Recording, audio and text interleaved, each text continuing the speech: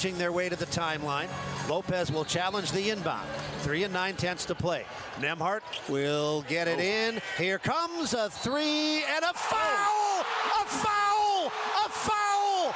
As Halliburton, floating out of bounds in front of the Milwaukee bench, hits a three and draws a foul. Sweet baby. Foul shot clean. Let's see if Milwaukee can go the length. They've got 3 4/10 seconds. They need a field goal. Antetokounmpo to inbound. He got it to Trent. Back to Antetokounmpo. Full speed ahead. He pulls up. He lets it go, and he's short. A three-pointer from the left edge, and the Pacers win it 115 to 114.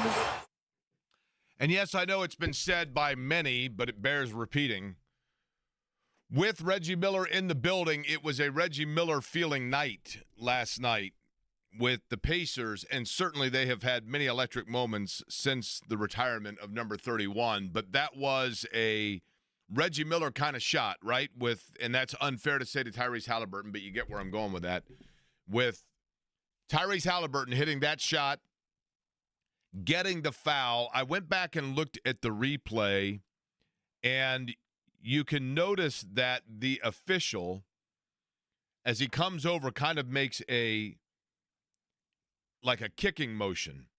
And I think that signified that the foul was not, because it was fair. Somebody said to me, look, I'm a Pacer fan, and I didn't see a foul there. The rule in the NBA is that as the player comes up, you cannot interfere with his space coming down. And I don't think that Giannis made contact with Halliburton as he was going up. It was the fact that his forward motion moved into the airspace, if you will, of where Halliburton comes down. So he comes down basically on Giannis, and as a result, foul is called. And then the officials iced Halliburton for what felt like 5 minutes. I know it wasn't that long before he hits the three. You heard Mark Boyle there with Eddie Gill on the call, Pacers radio network that Eddie Garrison was producing.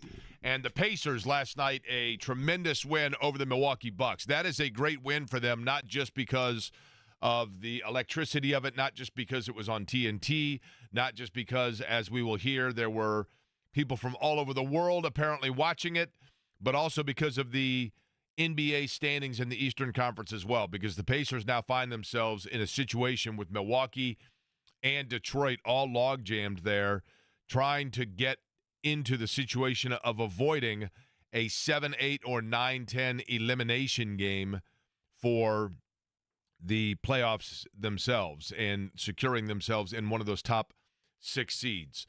Good afternoon to you. My name is Jay Query. Eddie Garrison, the other voice that you'll hear on this show. It is Query and Company here on 93.5 and 107.5 The Fan on that time of year where it is just awesome. Basketball galore. Obviously, the Colts are in the news. We will talk about that over the course of today. My understanding is, Eddie,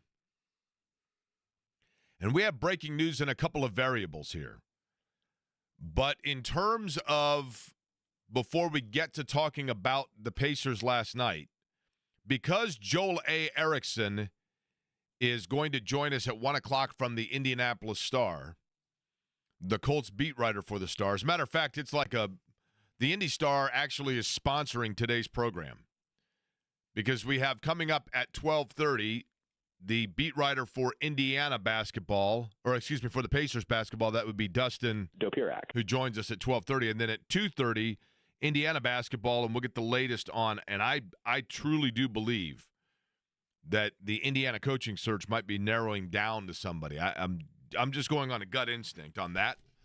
But joining us to talk about that at 2:30 will be Zach Osterman. That's correct. But at 1 o'clock, Joel A. Erickson going to join us. Now, do we have the breaking news sounder by chance, Eddie Garrison? It is my understanding that back in February, Joel became a millionaire, potentially. He's got to wait a little bit, and there's one domino left to fall here just in terms of something that has to happen. But we have audio. If you recall, we had Joel A. Erickson on the program, I think just before, right after the Super Bowl maybe, before the Combine, and our friend Robin the Genie made a visit to the show, which is always good when Robin comes in. He kind of swoops in and swoops out. He asked Joel A. Erickson a question And Joel A. Erickson had the chance to make himself a millionaire. Now, my understanding is we have the audio here as proof of this, right? This is back, what day was this, Eddie?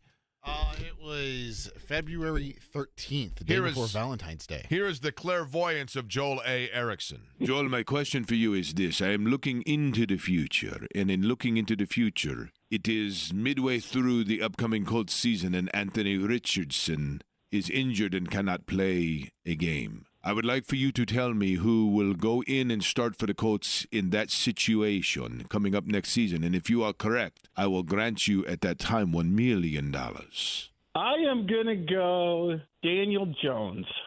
Joel A. Erickson, my question for you is this. I am a huge fan of Aaron Rodgers, but I'd like for you to tell me where you believe he will be playing next season. Steelers, maybe? We'll go Steelers. Whoa. Joel may be going with, now does the Genie have to pay him twice?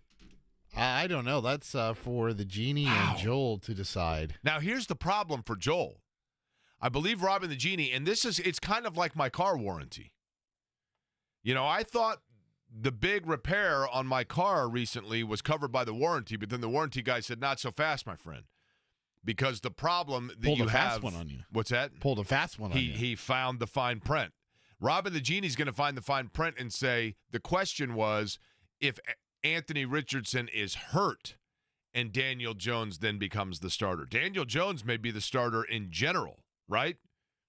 Those two, I got a feeling we might be seeing Joel A. Erickson at the People's Court. I have no idea if Robin the Genie pops in for that or not. That's right. Entering the courtroom now, Joel A. Erickson. And we're not sure where Robin the Genie is. He just pops in when he feels like it. Last night, I thought the play of the game, obviously the Halliburton play is the play of the game. But, first off, Mo from Northwest Ohio. You know caller Mo from Northwest Ohio? I don't know of caller Mo from Northwest Ohio, but we talked about him yesterday at the end of the program. Mo made the 2-hour and 40-minute drive to accompany me to the game last night. And I'm sure he enjoyed the game itself and not the company. Correct. I was talking a lot to J.D. Spahn, sits next to me on the left, and I started introducing J.D. and his wife to my state jokes. You know, I tell a joke. I told them once when I was on a road trip by myself, I came up with a joke with a state punchline for every state in the country. I haven't heard these. Oh, well, let me tell you, they're a hit at parties.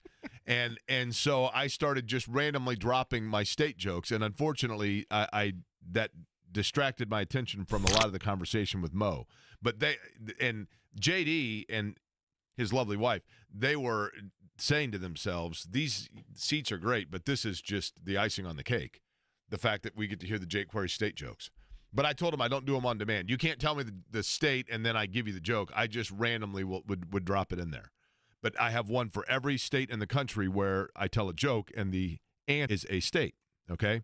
So I was doing that over the course of yesterday. But aside from the Halliburton shot. Hawaii. I don't do them on demand, right?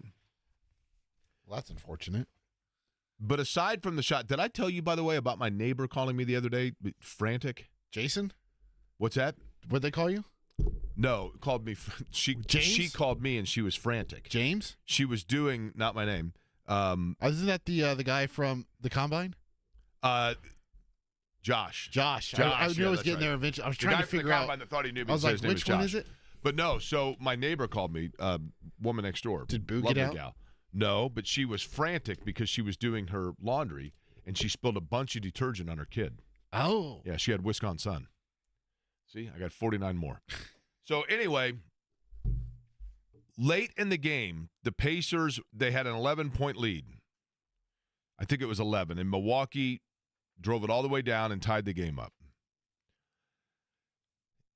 The Pacers had hit a 3 to go up 3. I'm thinking my sequence is correct here. And what I thought was one of the best plays I've seen in a long time, and I know I'm biased because I love this guy as a player, but there was a kind of a chaotic pinball, loose ball at midcourt, and in literally the blink of an eye, one of the fastest reaction plays I've ever seen.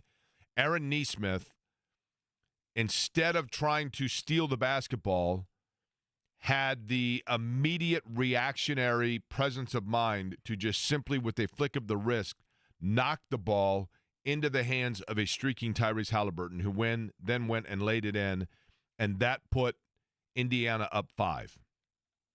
I thought that was a key moment of the game, not only because of the presence of mind of Aaron Nesmith, but I'll tell you what I think it did.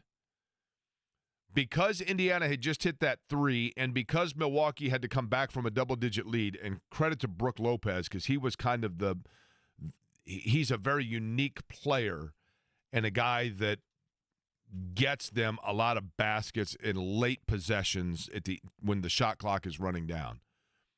But by Indiana scoring those 2 baskets in quick succession of one another and getting the crowd back into it, I think what happened is Milwaukee then took it upon themselves to, you in the back of your mind as players, you start going to the 3-point game to basically shoot your way back into games or to try to take over quickly a game.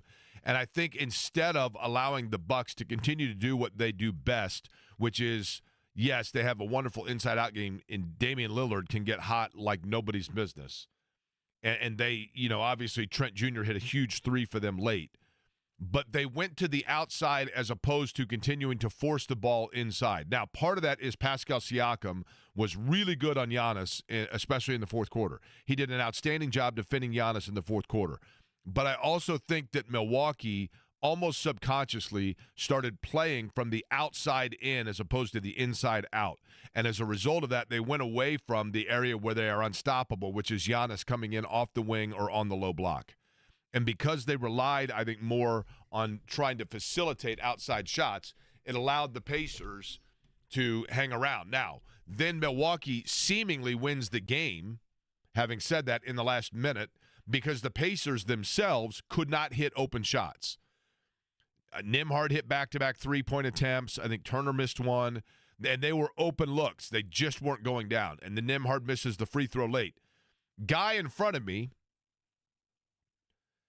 nice guy, and I don't know if he was from Milwaukee, and the 2 seats that are in front of where we sit must frequently be put up on the secondary market, because almost every game they are filled by somebody who has bought them to come see the visiting team.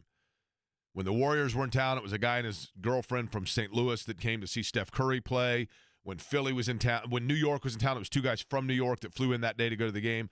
And last night it was a guy with a Damian Lillard jersey, and he was a nice dude. But when Lillard went to the free throw line to put Milwaukee up 3, the guy was shouting, and it's fairly quiet in the field house, and the guy's shouting to everybody, "Over, it's over, it's over." And he's kind of doing it lightheartedly and kind of in fun, so no one was really mad at him for it. But then when Halliburton hits the 3-point play and the free throw, if it weren't for the jubilation inside the arena, I think a lot of people probably would have been tapping him saying, you kind of jinxed it here, dude. You kind of jinxed it. But it was an awesome, awesome finish to the game. And now what the Pacers have to do, and this, Eddie, is where you get greedy. It was a great way to snap that little skid they were on, and it was a meaningful win because of the standings with Milwaukee in the East. But now you've got to go to Philadelphia. Obviously, the Pacers are surrendering Gainbridge Fieldhouse to the Big Ten. Now you've got to go to Philadelphia and then turn right back around and go to Milwaukee. With Tyrese Halliburton, and I did notice, for the better part of the third quarter yesterday, Halliburton had a wrap, and it looked like maybe even an ice pack on. Now, what was the listed injury that kept him out recently? Left hip flexor strain, I think. Because it looked to me almost like, remember he had was it last year we had the strained groin from the awkward slide hamstring. that he did? I know he had the hamstring also. And a back, lower back. But at one point, I'm certain that he had like a hernia groin, right, from a hyperextension in the midway through last year. But he had I'm not a doctor, and it could have been for his back. I mean, obviously, there's a lot going on in that mid-waist area between his hamstrings always kind of bothered him in the back. But he had a pack that looked like it was on like the inside of his thigh, like in the groin area, for the better part of the third quarter.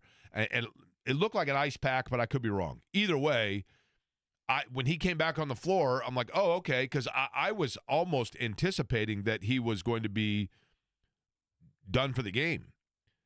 And obviously that wasn't the case. But last night,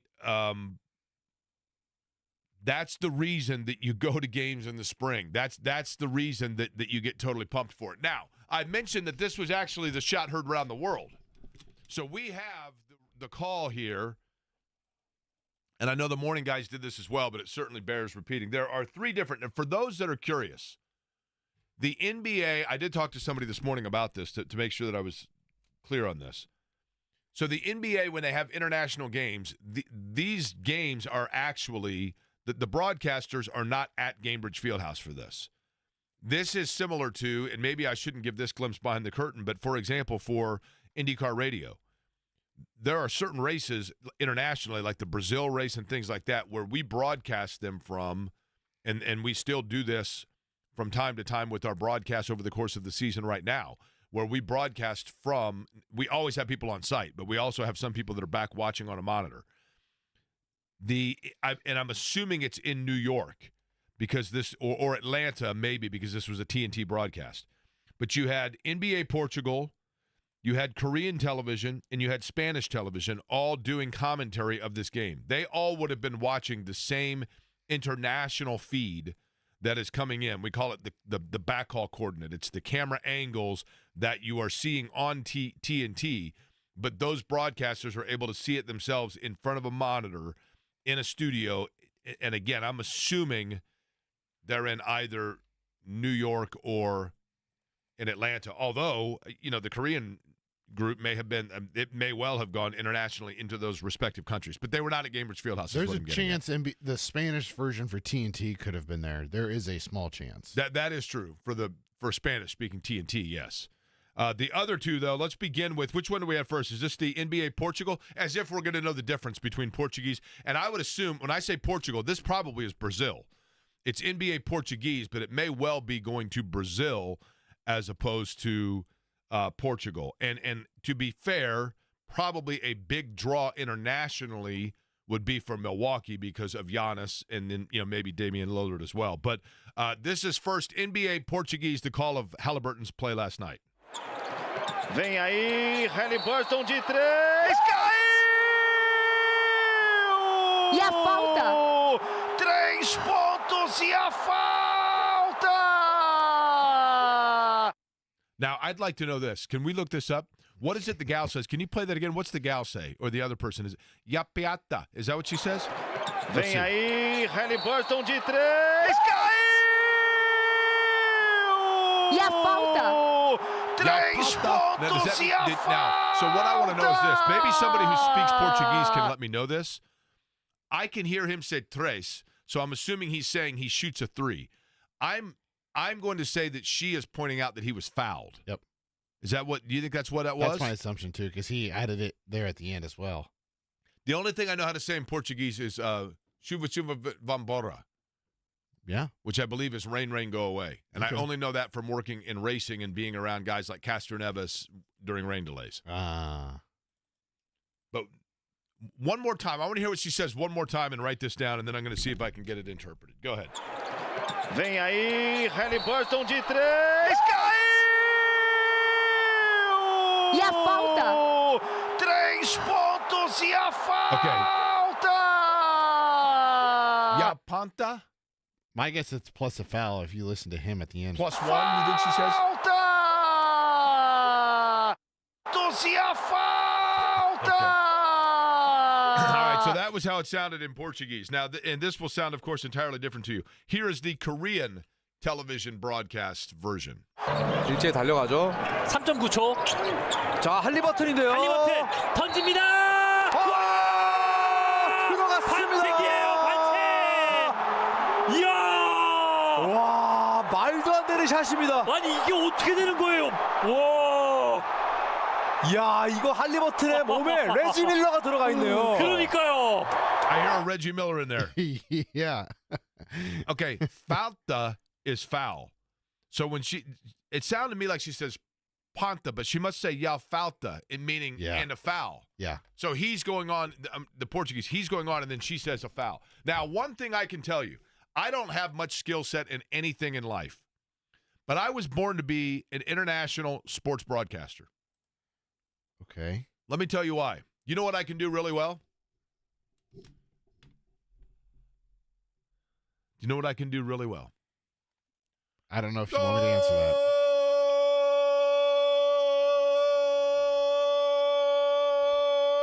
I mean, I could go on and on, but people have turned off the radio by now. And I could do all that and then go, El Parta. I mean, I can do that very well.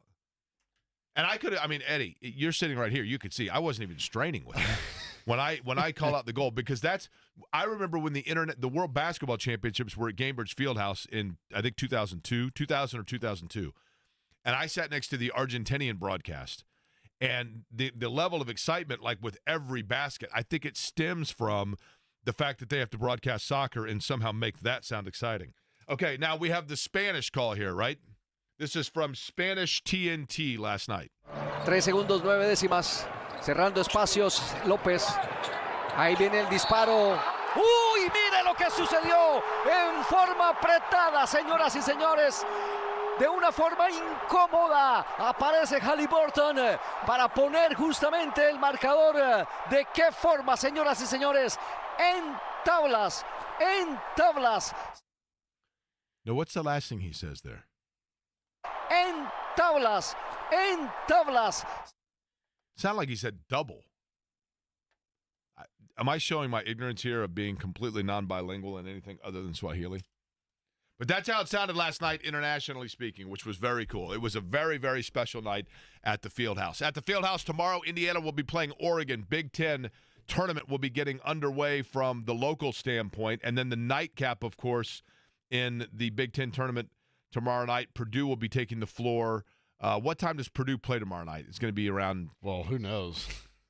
9 or 10, right? Are they taking on USC? Is that right? 11? I don't know. USC has to play tonight. They play the USC Rutgers winner, I think, right? Yes. Yeah. And those games getting underway today, Northwestern and Minnesota. That's going to be at 3:30 today. Then Iowa and Ohio State at 6 o'clock, and USC and Rutgers at 8:30. What's that? Minnesota. I like By the way, do you know what they have at any convenience store you go into for soft drinks? What's that? They have large, medium, and mini sodas. Told you. I got 48 more. That one's bad. There's one of them that's X-rated. I can't tell that one on the air. Oh, nuts. And unfortunately, it's our home state. Really? Yeah, I know. That's very unfortunate. You know, I was at a Fish concert once. Uh-huh. And I walked in, and this woman, it was Fish. I didn't realize you're supposed to wear tie-dye. I was wearing like a polo shirt. And this lady said, "Oh, look at you, Mr. Preppy." And I said, "What about you, Mississippi?" Okay, 47 more, just so you know. What state was that for, huh? 47 more of those, Eddie. Don't tempt me. I can go all day long. I figured you can. We also have show breaking news to announce. It is much anticipated, it is long awaited, and it is coming to fruition. For this time of year on a gorgeous sun-splashed, it feels like the days of yesteryear at Gainbridge Fieldhouse. Basketball galore, celebration galore, international calls of what's happening with the Indiana Pacers. You have the Colts to talk about, and then you have show news, I should say, that is much anticipated. People have been asking about it on the street, and we have an answer for you, an exciting announcement. We'll do it next.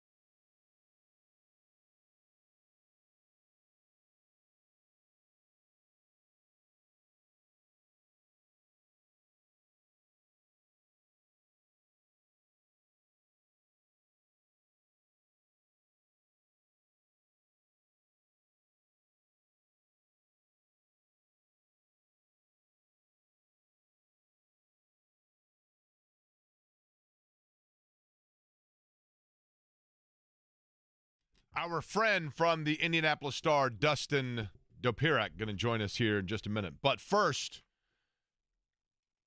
I am excited to announce, Eddie Garrison, if you happen to have the breaking news sounder here, a show announcement. It is back. It is as good as ever.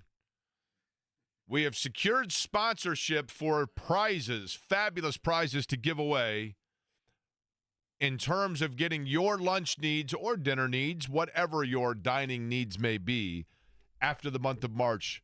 The always popular, wildly successful Query & Company numbers game will return for March Madness.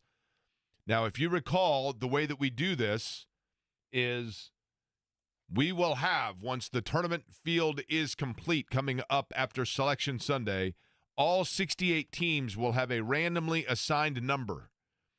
You call in, you give us your favorite number. We give you, and kids go crazy over this when I give them a little tidbit of information about the team that they've gotten randomly.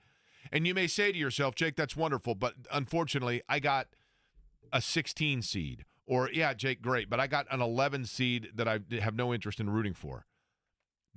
Don't you worry. 3 ways to win. You can draw the national champion in our randomly selected number game. You can draw the double-digit seed that advances the furthest, with the tiebreaker being if 2 double digits get eliminated from the same round, in the same round, the one that is eliminated by the higher seed and or then in the closest game between the two is the tiebreaker there, and the team that gets blown out by the largest margin. So if you draw yourself some Southwestern directionally school you're unfamiliar with, the 16 seed that goes up against Auburn, like St. Mary's, no worries. St. Mary's will get you the double-digit win.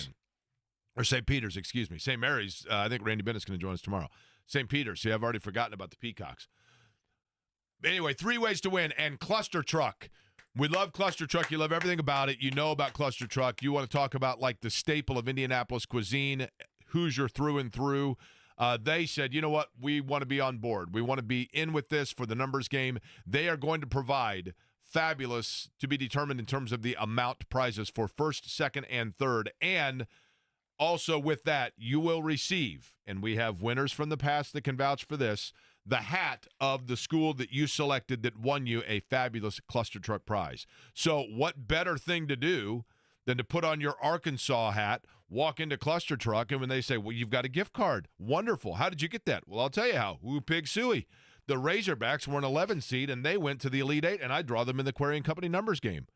Well, welcome. You can dine with that gentleman over there that drew the national champion. Oh, really? You talking about the fella in the Purdue hat? Yes, that's correct. That's how it works on the numbers game. Joining us now, and I'm sure thrilled to be doing so after all of that information, he was covering the game last night for the Pacers from the Indianapolis Star, our friend Dustin Dopirak, to talk about the blue and gold. Dustin, I'll begin with this. Pacers now a couple of days off, then they go to Philly for the first of a back-to-back with Philly, and then the next night Milwaukee. Will Tyrese Halliburton play in both of those games? I'd be surprised. I would doubt it. I mean, I think obviously just the way that they're talking about this, it sounds like it just all stems from the idea of wanting to be careful. Obviously we only got a chance to talk to Halliburton about last night, but he said it is kind of he noted that it stems from the groin. Basically, it's that whole area up there is sort of causing him problems in his upper left leg. And he said basically, it was just lingering pain, and we kind of looked at it and said, well, this is something that we want to keep, basically from becoming a longer ranging problem. So that is the sort of thing that leads to teams being like, okay, well, you're not playing back-to-backs. Or you're going to sit, this back-to-back, you're sit the next, one out of the next so many back-to-backs, and obviously you would presume that if if they got one against Philly and one against Milwaukee, that he plays the game against Milwaukee. Basically, it's obviously an important game if you want to, they're tied with them right now. If they need to win on Saturday to even out the head-to-head tiebreaker, so that becomes a pretty important game. And it's obviously in Milwaukee, and he's from Oshkosh, and for all the reasons, if he's going to play one of the two, it's going to be, it's going to be Saturday. You would have to think. So my guess would be no. I mean, unless he feels terrific and just feels like it's all gone, he doesn't have any issue, and he's worked all the way past it. If there's any kind of lingering tightness or lingering pain or anything at all, I would be surprised if he plays Friday, and I would imagine he would rest on Saturday. Dustin, I was surprised, to be honest with you, that he sat out. In terms of the back-to-back in Atlanta, okay, I get that, but then also sitting out the game in Chicago, to me that became more, less load management and more, yes, there is something that is indeed the bother with him. And I know that Tyrese Halliburton has had a number of different things. Which, if you narrowed it down, so which is it right now that is the thing that is the problem? And is it still a lingering, like they're going to have to basically deal with this for the rest of the year? And when I say problem, I'm not trying to make it sound like this is fabricated. I mean, I'm being legitimate. Sure. But is it something that we should just accept is going to linger? I mean, I would guess you would accept that it could be a thing. I mean, I guess it was interesting to hear Halliburton talk about it last night. I mean, and he has gotten, I think, more direct, more honest, more open about kind of explaining injuries over really the past, maybe month or two. Certainly I think he was less, willing to kind of put out information about the hamstring last year. Certainly didn't talk a lot about injuries at the beginning of this year. But really, I think almost like when the one injury against Cleveland, when it was originally noted as left hamstring tightness and became left groin tightness. Kind of since it's been a groin thing, I guess for some reason, because it's not the hamstring, he's been more willing to kind of explain, well, it's actually this. Like, it's not the thing that you're more worried about. It's not a thing that's lingering from last year. It's actually more recent. And so I'm going to be, more specific and more open about talking about it. And I think he said basically it goes back really to the groin injury. And it had been just like lingering and sticking around, and they kind of felt like, okay, maybe I need some time and rest without this to kind of nip this in the bud now. The way he was talking about it after last night, it sounded like he kind of moved on from it, but he did expect it to be something that maybe would last a little longer. So I don't know if it's still a thing in April. But I mean, I would expect at least for another couple of weeks, or there might be a game here or there. Again, back-to-back scenarios or something else where he might sit out just for the purpose of resting the thing. But it sounds like it is real. It is connected. Basically, it's obviously that is a region of his body where he's had some trouble. Again, the groin thing has been a little bit tighted a couple times this season. There's been a few games where he's been questionable and played through it. But I think he just kind of reached the point that it was like, if this thing is sticking around, then maybe it's best to take a couple games off your feet on it, not push it for a little bit, so you obviously don't make it worse, and you certainly don't make it a situation that's just not at all going away. So I guess the basic, simpler way to handle it is I think his hope is that this has addressed it and that it will be less of an issue going forward because he took time off. But I guess you have to leave open for the possibility that it might not have, sort of ended the issue completely. Is the Pacers, and I know that the rebounding has been an issue, I realize. Thomas Bryant, I like his energy. I like the fact he can step out and shoot and hit shots. But is their interior defense, in particular with the second unit, a growing concern? Yeah, I mean, they're definitely allowing a lot more paint points. I mean, I think they're allowing a lot more drives. One thing the great Caitlin Cooper has pointed out is that teams are starting to take advantage of their amount of full court pressure and doing things like setting high ball screens around the timeline and giving guards kind of a kind of big runway, getting kind of around that screen and basically getting downhill, and everybody has to scramble. And I think that's something that's leading to some more pain points. I mean, the pressure has been good to them for the most part. It's caused a lot of turnovers, a lot of steals, and I think that's maybe been the best thing that's different about this team, this year from last year is the amount that they turn you over and turn those into points.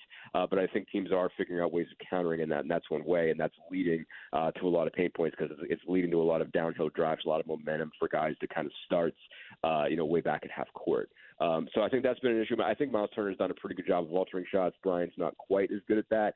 I don't know that they're necessarily bad at the idea of when the ball gets to the rim, of being able to get some kind of alteration on it, basically get a hand up. That's only so much of a problem, but I think they're just letting too many people in there to start with. I think it's becoming a bigger issue. You're seeing more breakdowns in that, and some of it is, I think, because there's a little bit of wear down with that they're getting from the full court pressure, and they're also just kind of stretching themselves out a little bit, and so it's leading to kind of a trade-off, I think, there. And then that I think has kind of been maybe the biggest issue. issue. It's just, I mean, Georges Niang kept getting into the lane, throughout, especially that first game in Atlanta. Just his ability, just to get to a floater, was kind of too much. I mean, like some of it is they're getting all the way to the rim for layups, but sometimes they're also just hitting these like kind of floater pull-ups that are hitting before they're necessarily getting a good shot block attempt on it. And I think that's been an issue. So, I mean, I think Turner in particular has been really active around the rim, but he's had to be really active around the rim because the ball's getting there a lot. Does McConnell also fall into the category now of load management down the stretch because he just had kind of a nagging injury and is also, he's a veteran, right, and a critical piece of what they want to do in the postseason? I'd be interested to see. I mean, my first inclination is no, because they did bring him right back. After he had the sprain. I mean, they limited his minutes obviously in the blowout, and that ended up being a pretty wise move. I think it was really helpful for the Pacers that Carlisle pulled all those guys midway through the third and didn't really bring him back. They certainly seemed a lot fresher at the second then of the back-to-back. I'd be surprised, but I mean, it probably wouldn't be a bad idea. Because it certainly was something that he re-injured. I mean, it was the same ankle that he sprained twice, and so it's something you would think that at some point will probably stiffen up on him, and maybe he could use a game somewhere down the line. I was surprised he pushed it. Basically, dinged it up on Saturday, was back in the lineup by Monday, and he played much better last night too. I think that was a little bit of surprise that he's struggled a little bit. I mean, his numbers have been a tick down. But last night was a lot more sort of vintage McConnell. I think he was 12.7 assists and 3 or 4 steals. So that was, that doesn't jump off the page for me. But I guess I wouldn't be surprised if there is a missed McConnell game somewhere down the line.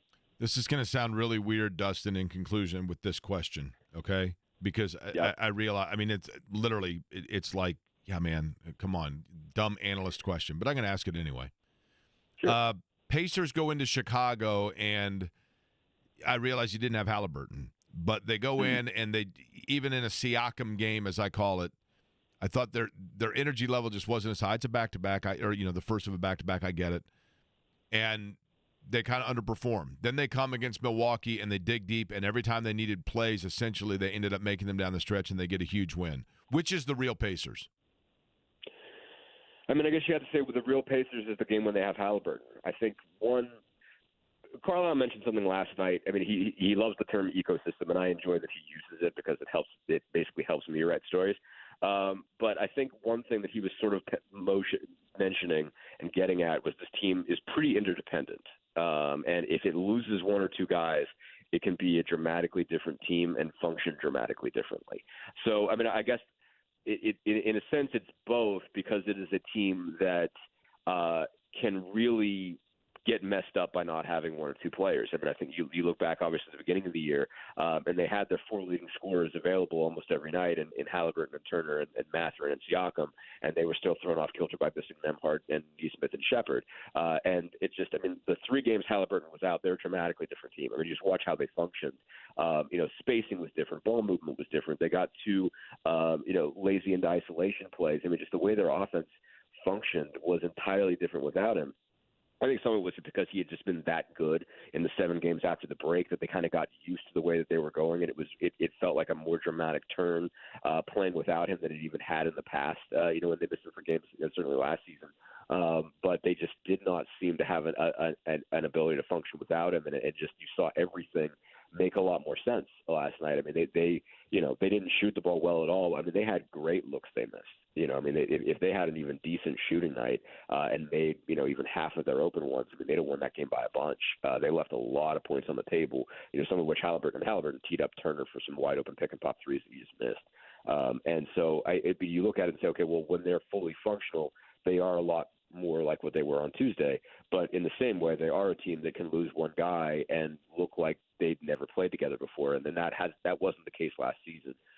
So it is a team that's probably too interdependent on guys, and they look dramatically different when you take sort of one piece out of the puzzle. Dustin, finally, when you get to go to Philadelphia here,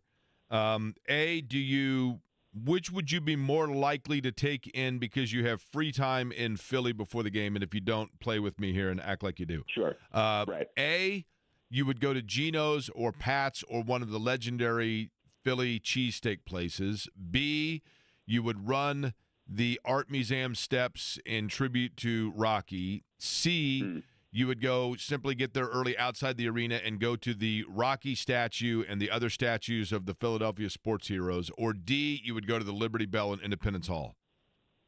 So last year they did a 2 and 3 games deal, and my wife actually came with me because we were at a wedding in Pittsburgh right before then.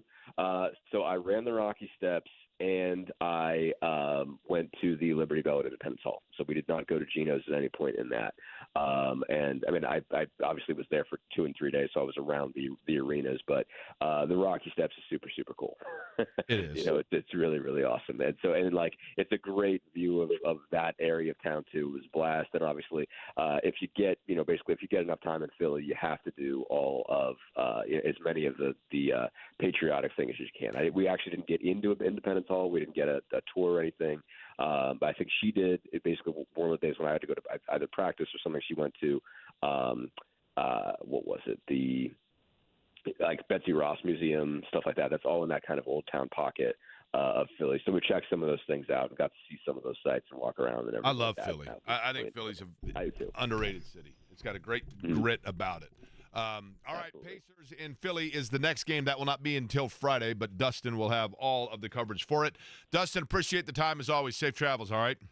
Absolutely. Thanks for having me as always. Our buddy from the Indy Star, that is Dustin Dopirak. By the way, two quick notes about Philadelphia before we have tickets to give away coming up in just a minute for Mary J. Blige, which we'll do next. But when I did a tour of Independence Hall, they have the seat that Ben Franklin sat in during the signing of the Declaration of Independence, and or the First Continental Congress, one of those. And on the back of the chair, I had remembered reading in school, the chair has an embroidered sun on it.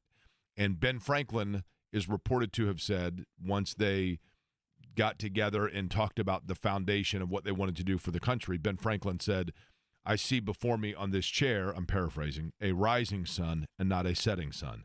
And when I was touring Independence Hall, I was like a freshman in high school, and the tour guide is showing us, and there sits the chair, and I said, oh, that's the Ben Franklin rising sun. And the tour guide had no idea what I was talking about.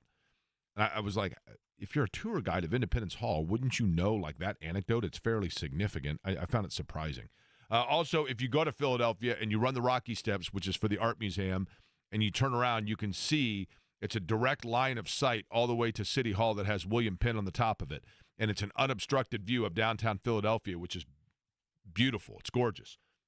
And the reason why you're able to see so clearly is because for many, many years there was a law in Philadelphia that no building could be built higher than the William Penn statue on top of City Hall. So as a result of that, everything along that line, I mean, obviously since then they have developed into a business commerce area, skyscrapers, but they are not in the area of that, and that's why you can see so clearly, just as Dustin said, it's a fabulous, fabulous view.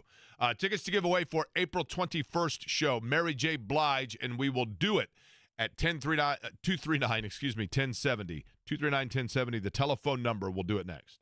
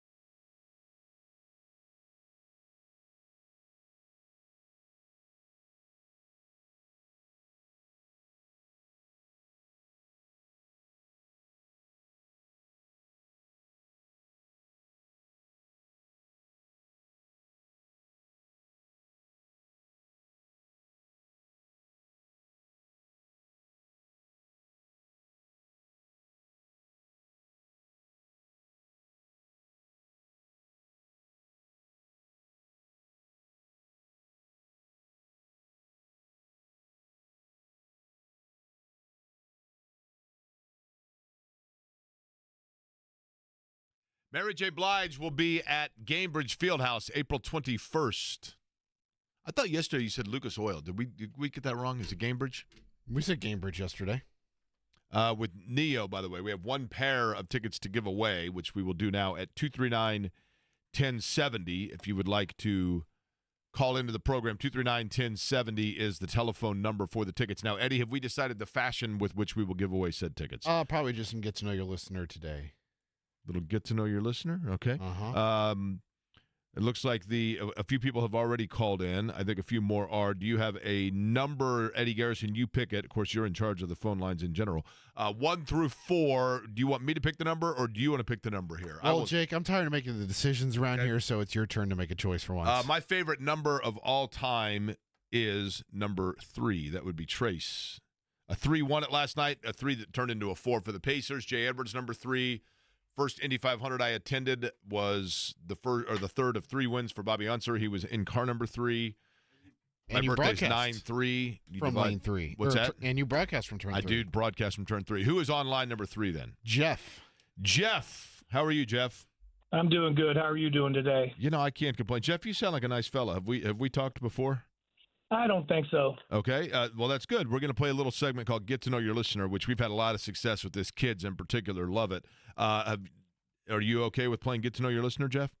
For sure. I'm on my lunch break. Oh, really? Okay. Lunch break. From what line of work are you in, Jeff? I'm a teacher. Oh, outstanding. What grade?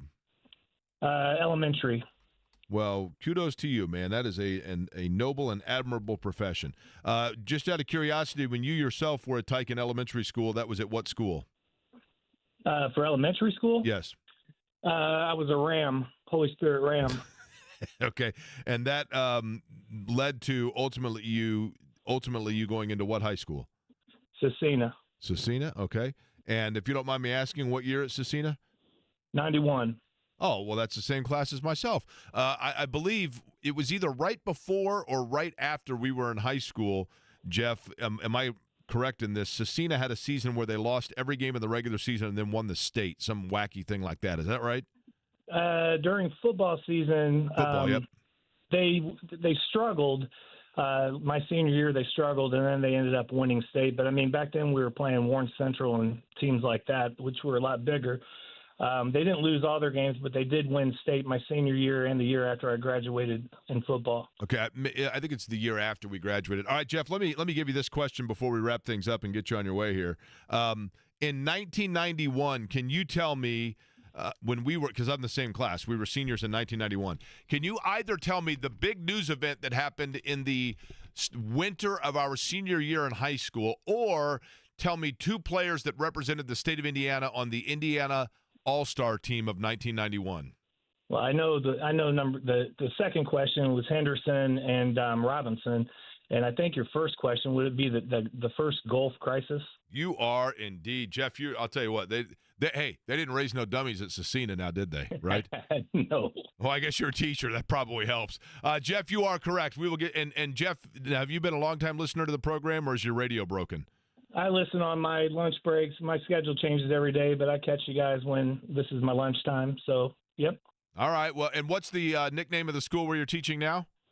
The Jets. The Jets. All right. Well, Jets, Jets. Much appreciated, Jeff. Congratulations on winning the tickets, and thank you for helping out the young minds there in Jetland, if you will. Indeed, Alan Henderson, Glenn Robinson was the Mr. Basketball. Marlon Fleming was on that team. Steve Nicodemus was on that team. Damon Bethea was on that team in 91, and it was the Gulf War that broke out in the winter of our senior year of high school. Illinois. What's that? Illinois. Oh, are you guessing? You wanting? I told you. Are you talking about my state jokes? Yeah. Eddie, I don't do them. I don't do the states on request. I simply don't do it, right? Although I will say, if you've been listening to this program for the entirety today, you know what you would be? Certainly be Illinois. By the way, Joel A. Erickson next.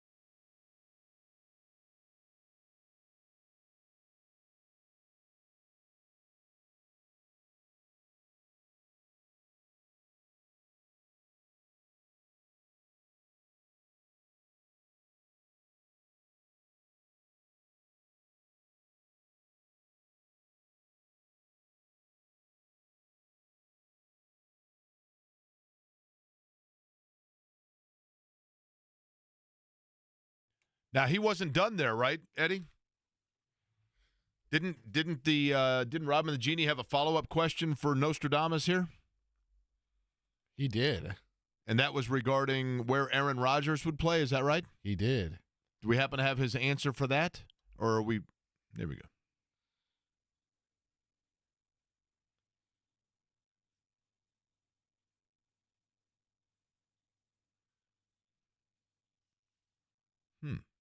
So what we're getting at is we're about to find out just how good the credit is for Robin the Genie, right? That's right. I don't know if you know this or not, but typically Robin the Genie, the last time that he made an appearance here, he came out of a bottle, of course, but it belonged from Welch's grape soda. So we'll see whether or not he pays on his bets. Joel A. Erickson is now joining us on the program. I'm sure thrilled to be doing so based on that intro. Joel, are you spending the money before you get it here? I have questions about Robin the Genie. Okay. What questions do you have there? So we know that genies can't kill anybody. It's not a pretty picture. They don't like doing it.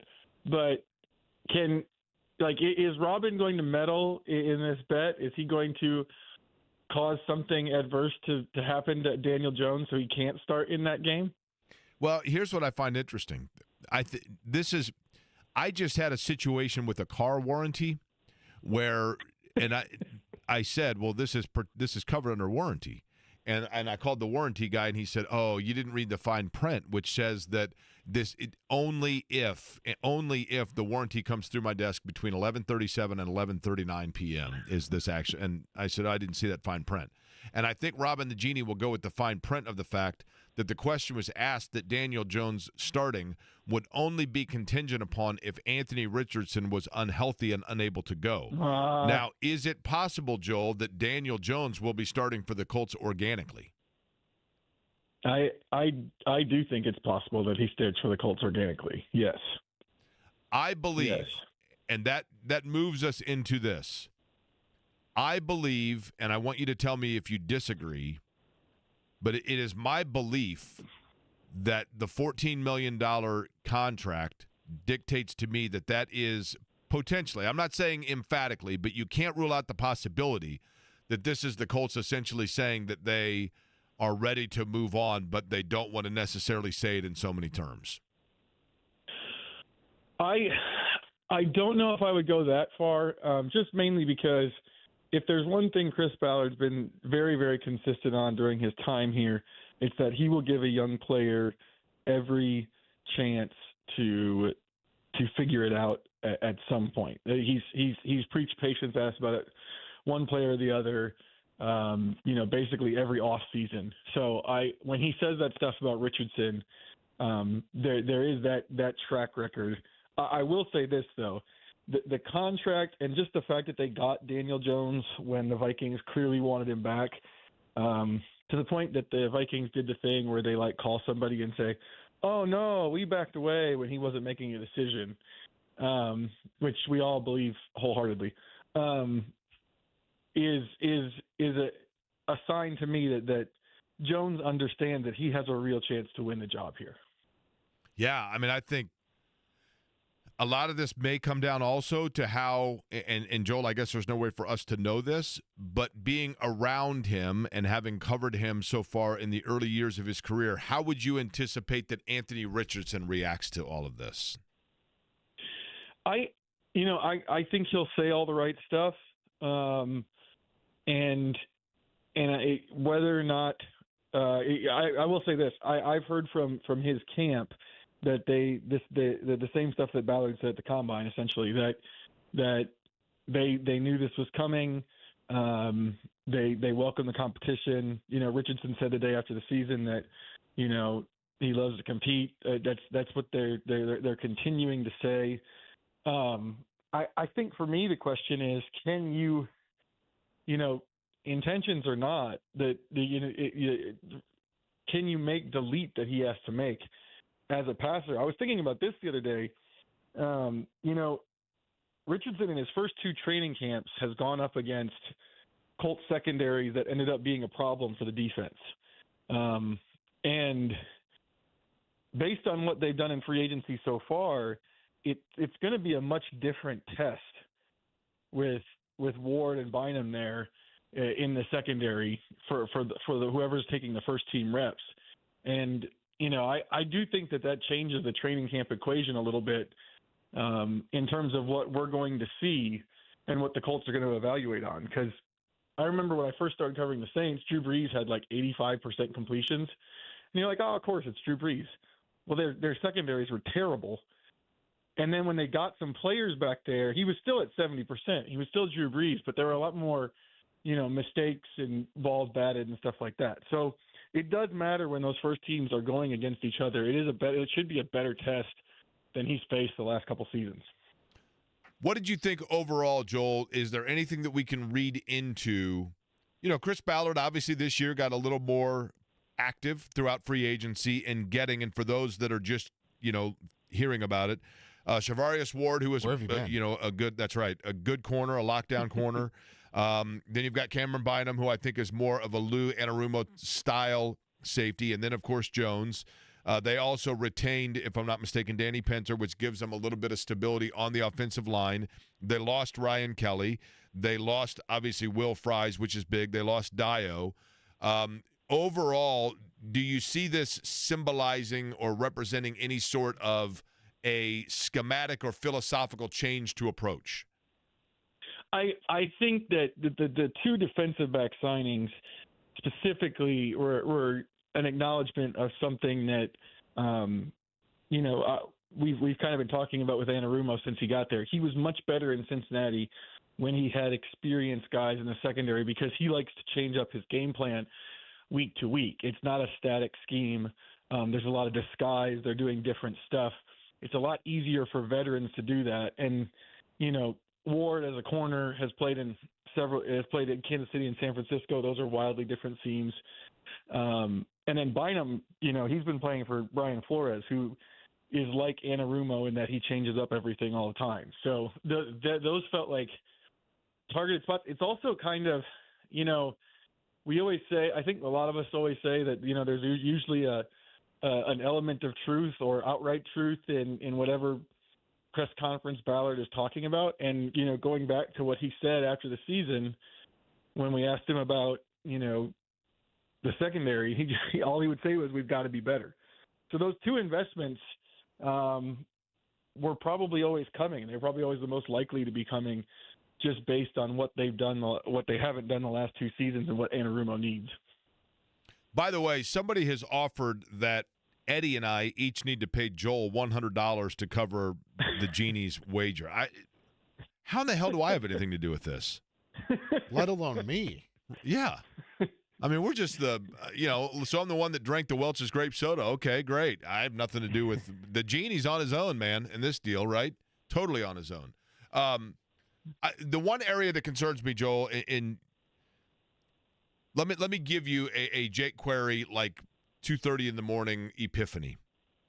I applaud Chris Ballard for addressing the defensive back situation. And I actually defend him a little bit, as I mentioned yesterday, because when people were talking about defensive backs a year ago, he basically said, look, guys, I don't know what I have until I see these guys play. I've got young players, and I've got to see what they can do. And it's been mixed results with that, and so he addressed that room. The problem is, to me, by addressing that room, that prohibited him from then immediately addressing the depth of offensive line area, which is an area that he has always preached. And you can never have too many offensive linemen. Now I'm worried that they're going to use draft to load up again in the trenches in depth and not address other areas of need. And they just have too many holes spread out in too many places. Your thoughts? Well, I do think that we're going to see, and it's still hard to tell. We don't know what Braden Smith's reworked cap figure is, so I don't know exactly what their cap space is. I do think we're going to see a few more signings as maybe not today, but as this plays out over the next couple of weeks for some of those depth spots. But the other thing is, to your point, Chris Ballard, when he was asked about positions of strength in the draft, he said he thought the offensive line was particularly deep in the middle rounds. And an alarm bell went off in my head, and I thought, that sounds like a Matt Gonzalez or Tanner Bortolini pick for 2025. So I do think that's a possibility. I don't know if we'll see it in the first round or the second round. But that comment in particular made me think there might be another pick like that coming. Joel A. Erickson is our guest, joining us on the always active and busy. Actually, Joel, I've been saying that the guest line is now available to be sponsored. We've got you and two of your colleagues in today. Today, it's the Indy Star guest line, right? Isn't that what we should just call it? I like that. Yeah, absolutely. Indy Star guest line. You like that? Hey, by the way, let me throw this one at you. Everybody and their brother has sent me this text. Deion Sanders kids, Shedeur Sanders, obviously talented, obviously a great athlete, can make big plays, has a little bit of sizzle, might be Anthony Richardson light, truth be told, but apparently didn't conduct himself overly well at the combine. I don't mean that he was like walking around, using a water gun on people, but just didn't overly impress in the interviews, from my understanding. If he slides and is available at 14, are the Colts tempted? Yeah, that's interesting. As long as we're sponsoring this, the line with Indy Star, my editor actually asked the same thing yesterday, and about sponsoring the guest line. We can get him in sales with in touch with our sales people. No, about Shedeur Sanders, and I was like, I wouldn't rule that out. If it would be tempting for me. He's not the same type of player in that he's not very. I think what the draft analysts have said is that he's really more of a pocket passer type. He doesn't have a lot of explosive or dynamic traits, but he's sort of a pocket passer type. It would still be difficult, or it would still make me think if he gets to 14 and you're going, well, a rookie quarterback can also compete with these other two guys. If we think this guy has a shot, we should take a shot on him regardless. Or if it's a rookie quarterback that you feel like, because here's the thing. This is my thing, Joel, and I know I cut you off, and I apologize for that, but I think we're going to the same place here. I think if you were to ask Chris Ballard, he would tell you that the biggest mistake they made with Anthony Richardson was giving him the keys too early and saying go. If they're going to do that again, I think the idea of getting a young quarterback that they can just basically put on a shelf for a year or maybe even two, while a veteran quarterback, while you see what you have in a Daniel Jones and see if it finally lights a fire under Anthony Richardson. If it doesn't, then great. Now you have a talented young quarterback that's been watching for a year or two that you put in there and then you let it go. Yeah, and on top of that, I just think depending on what their grade is of him, if they think he can play quarterback in the NFL, it would be a mistake to pass up on it for, just because you think you may at some point have a bird in the hand. We don't know that with Richardson. We've got 2 years where he has struggled to give any indication that he's going to realize these physical gifts. You've seen other teams come up with some success doing this. The Cardinals, they got Kyler Murray when they just drafted Josh Rosen the year before, and that was the right decision. The Eagles went and got Jalen Hurts when they had Carson Wentz on a big contract, and that was the correct decision. You shouldn't, if you don't have a quarterback, you shouldn't pass up the possibility of one if it presents itself. Unless you also don't think the player is going to be a good player, which who knows with Sanders. I saw some of the same stuff you did, and I know Dane Brugler from The Athletic, who does this draft analyst stuff, I think in his next mock, he said that he could see Shedeur falling all the way out of the first round entirely, which that's a wild thing to say unless you know. Do you think here's the thing, Joel, in defense of Sanders. Shedeur Sanders is, any scout that is just now figuring out that he comes with an uber amount of confidence about himself is where have they been for the, what games they've been scouting? I mean, he's Deion Sanders' son. That's part of the trait that comes with him, and part of what made his dad such an elite level player, right? Was just that mindset. So that surely there has to be more as to what has suddenly materialized that would cause him to drop, right? Well, and that's a good point. And I wonder if it just comes down to, maybe teams were never that high on him, from a quarterbacking standpoint anyway. Everything we've heard about this quarterback class going on about 6 months now is it's not a great quarterback class. I think basically everyone has said they wouldn't have graded either of the two quarterbacks, him or Ward, above the 6 that went in the first round last year. If that's true, maybe this was always the evaluation, and this other piece of it is just something that's come out now. That would be my thought. Tyler Warren, Colston Loveland. Is either of those two going to be available at 14? I think Loveland will. I think Loveland has a chance. Warren, I kind of follow, beat writers in every city, and there's a couple of teams in front of the Colts where their writers have been talking about Warren almost as much as people in Indianapolis have, and that makes me wonder if he's actually going to make it there. Loveland, he's coming off of a shoulder injury, won't be ready till training camp. I think that probably pushes him down a little bit. I think he'll be there. That sounds like a Chris Ballard special right there. I think he'll be there, and I also think that there's a chance that what he does or what he's supposed to be good at, based on what these guys who rate the draft prospects do. I think there's a chance that he fits what Shane Steichen wants to do in the passing game pretty well, because Steichen is a down the field explosive guy, and my understanding is that Loveland is more of that player, whereas Warren is more of the kind of do everything guy, but maybe he's not the guy who you run down the seam for 20 or 30 yard strikes. If one of those two is there at 14, do the Colts pass on it?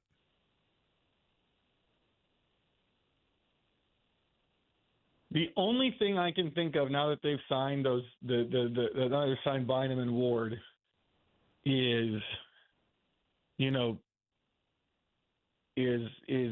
does Chris Ballard look? We know he loves defensive linemen. Is there a defensive lineman? And he'll take one when we think that he doesn't need one. So is there a defensive lineman there? And also, does he see something in Jahad Campbell from Alabama, the linebacker? Although I will say this, Chris Ballard also probably knows that he has drafted good linebackers later than the first round before. So it does feel like the signings sort of crystallized that 14th pick towards tight end. Okay, so then lastly, in talking about some of the linebackers that he has signed, and you're right, I mean, he's done a good job with guys, but there are some free agents for the Colts that their names, and I realize free agency technically begins 2.5 hours from now, something like that. But we had the legal tampering period, so and there are certain names we have not heard much. Are there still players within the Colts whose contracts are up that you would anticipate that we will hear within the next 24 hours are being retained? That's a good question. The two, Pinter and Doolin, I had been told that the Colts were interested, and that those two ended up coming back. That's not really a surprise. I think Grant Stewart probably is somewhere in there. They like to bring back those special teams types. Julian Blackman, I can't see coming back now after the Bynum signing. I also, just based on what Ballard said at the Combine about the tight ends, I don't see either of those guys. Maybe Mo Alley Cox if the price gets really low and you're like, you know what, we'll just take the extra tackle again. But it didn't seem like he was really planning on those guys in his answer about tight ends at the Combine. EJ Speed is interesting. EJ Speed is interesting because, they did not give him a contract as a starter the last time he was up for free agency. He had a special teams plus contract is what I think of it as. And, obviously what happened to Shaquille Leonard, that's what pushed him into the starting lineup. He didn't take to it the way some of those other guys have. He didn't have the Zaire Franklin moment or the Anthony Walker moment where you go, this guy can really play a starter's role at linebacker. So I'm not expecting him back. I do wonder if his market, though, it gets so bad that he thinks, well, we can bring him back on a similar type of deal, and maybe he plays some strong side linebacker for us, and we get him out of that every down role, that maybe he could be back. Joel, I know it'll be an active time for you, right, in terms of monitoring it all. We will continue to follow the coverage at the Indianapolis Star, where you can read Joel A. Erickson's work, and then, of course, on the X-Post Twitter when it's working as well. Joel, appreciate it as always. We'll get with Robin the Genie and find out when and how exactly he's going to pay you. I'm very concerned about Robin tipping the scales in his favor. I'm very concerned about He's it. a genie. He can do whatever the hell he wants, right? Let's be real. Except make people fall in love. I'm told that they can't do that either. That's right. That is correct. Yes, nice. Joel, appreciate it. You bet. Joel A. Erickson joining us on the program there. Eddie, did you see? I've got a question for you in terms of something that we have discussed in the past and somebody that I am curious if it is cute and funny or at this point irresponsible and annoying. And it's a very, very popular figure within the American pop culture and a popular show that I know you watch. And I'm not saying that I don't watch it or I dislike it, but I think you watch it more than I. And then I wonder if I'm just an old man yelling at clouds. But Yes, there you was are. a major blooper yesterday in the world of television sports that I want you to analyze and break down for me, and we'll do that next.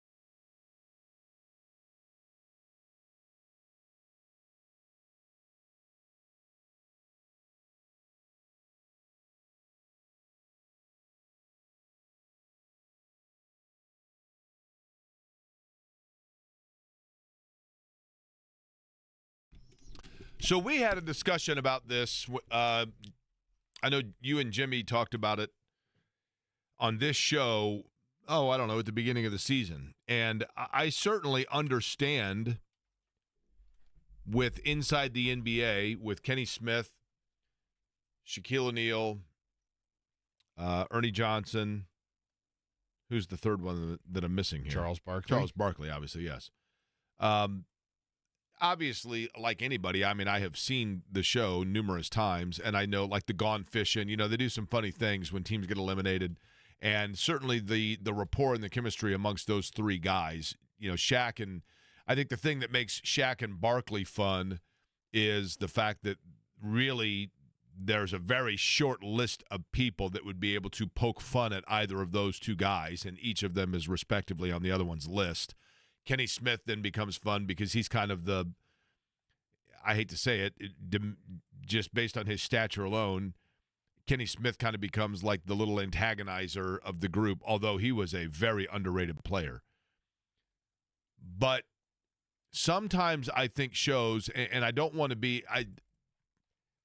I'm not saying that I feel this way. I'm curious if people do, is a better way of saying it.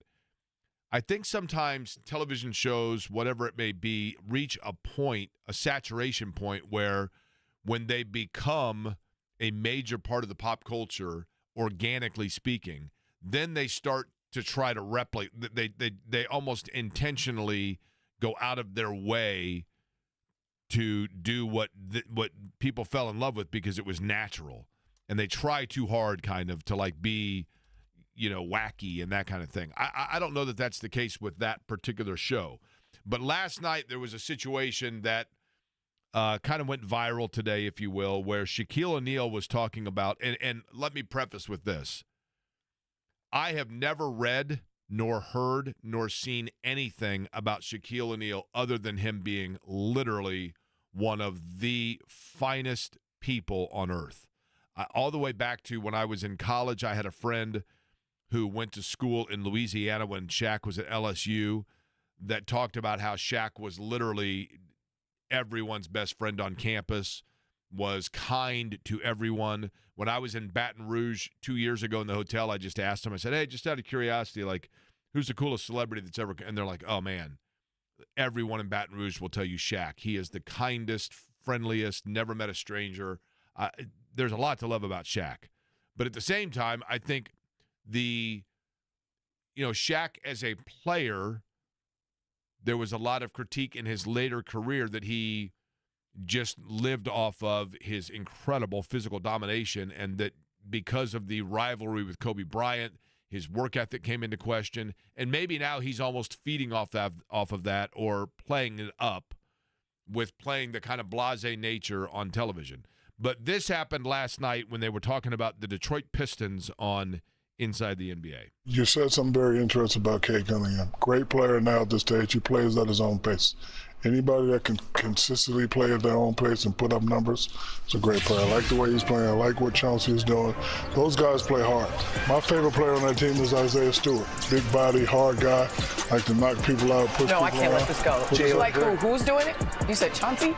Chauncey's the coach, right? Okay. Portland. No. Chauncey, he coaches. I was like, I can't let this go. JB Bickerstaff. Yeah, Bickerstaff. That's what I mean. Hey, you know, first of all, I don't watch Detroit. How about that, boo-boo? I don't watch them. So let that go. I messed up. I made a mistake. You put a trail What you freaking do? I mean this sincerely. I think you would enjoy watching the Detroit Pistons. I don't really get They to watch play them. hard. No, Cade is phenomenal. Jalen Duren's Love your Cade. kind of big. Love Cade. I love Isaiah Stewart. Now, I realize that that's somewhat flippant, and I can understand, listen, when you cover sports for a long time or you're around it for a long time, it is difficult sometimes to, I do it all the time on this show. I'm sure that I do, where I confuse Eddie, you probably, I'm sure there were times when you and Jimmy had a secret text going on of each other, like, can you believe he said that this player or that player? I get it. Because it does become, over the course of time, the years run together, and it becomes difficult to keep things straight. Chauncey Billups was a great player for the Detroit Pistons and is now, of course, the head coach for the Portland Trailblazers. JB Bickerstaff is the head coach in Detroit. But to me, where he erred is when he admitted, look, I don't watch Detroit. I just don't watch them. If your job is to be an NBA analyst, you need to have watched every team. Not all the time, but at least have familiarity with them and certainly not say you don't watch it. I think those guys doing the NCAA tournament, they get almost a pass sometimes because, Barkley clearly doesn't watch a lot of college basketball, understandably so. He is spending his evenings working as an analyst on NBA basketball. Mm-hmm. But I'm curious for you, who is somebody, a more frequent ingester of that program than I, your thoughts to that. I agree with you. I sit in the same boat. Like you are on a national television and you're on a show where a lot of people like to watch because they find you entertaining and they find you insightful, and you're one of the greatest players of all time in the NBA, and you're supposed to be condoning the sport and help growing the sport and help, fans become aware of these teams that are having great years like the Detroit Pistons are, who have been in the vat of suck for the last, 10 years around that time. And it's just like, you've got to know who the coach is, like, especially when he's probably up for Coach of the Year in J.B. Bickerstaff. He's right there. Let me ask you this. With Kenny Atkinson. Did Shaq himself play this again?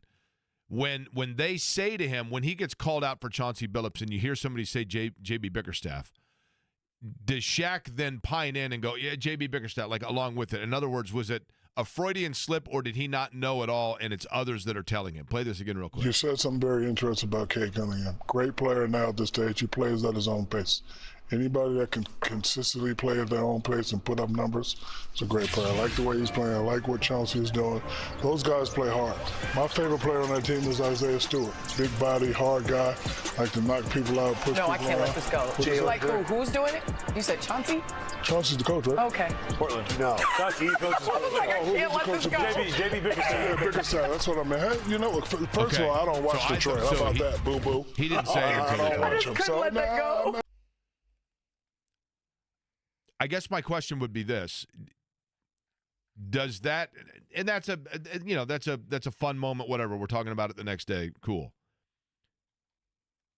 I'm simply curious: has that show jumped the shark to people, or is it still thought of? And that's not a knock or a critique on it. It happens all the time with shows.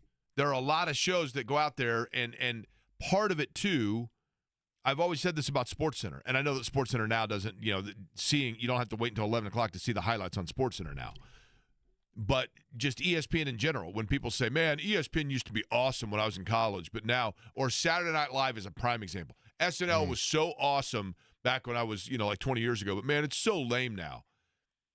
And I always say, is it lame, or did you simply outgrow the target demographic? So for people that are fans of that show, and I'm not saying I'm not, I don't see it as much a lot of times because, and I'm very fortunate in this regard. I mean, I'm at a game as opposed to watching the television coverage of it. But is that show as popular now that it's moving to ESPN next year, and we'll see if they make tweaks to it, but is that show, is the spontaneous, fun nature of that show still organically as liked as it's always been, or does it feel forced to people? I think so. I still think it's liked. I mean, I think it's still well liked. Okay. I don't think they do as many bits and as many skits as they used to, just because they can't get away with some of the things they used to do on live television. And last night it was the B crew. Like, it wasn't the A team. It wasn't Ernie. It wasn't Shaq. It wasn't Chuck. It wasn't Kenny Smith. It was Adam Lefkoe and Candace Parker and Vince Carter and Shaq. Like, that is the one thing, though, I will give Shaq credit for, is that even though the other three aren't there, he's there on every night for Inside the NBA and whenever there's a game on TNT. Unless he's got something like, he had a hip surgery or a knee surgery or something like last year and he had to miss some time. But outside of that, if there's a game on TNT, Shaq's going to be there. And that's the one thing I can applaud Shaq for, is that he doesn't take nights off. And again, nothing about him as a person or personality do you dislike at all, right? But all I'm saying in that regard, probably he should have known that, right? Probably he should have known that. This time tomorrow, we'll have a pretty good idea whether or not David Bowie's music applies to a team from Central Indiana. I'll explain what I'm talking about.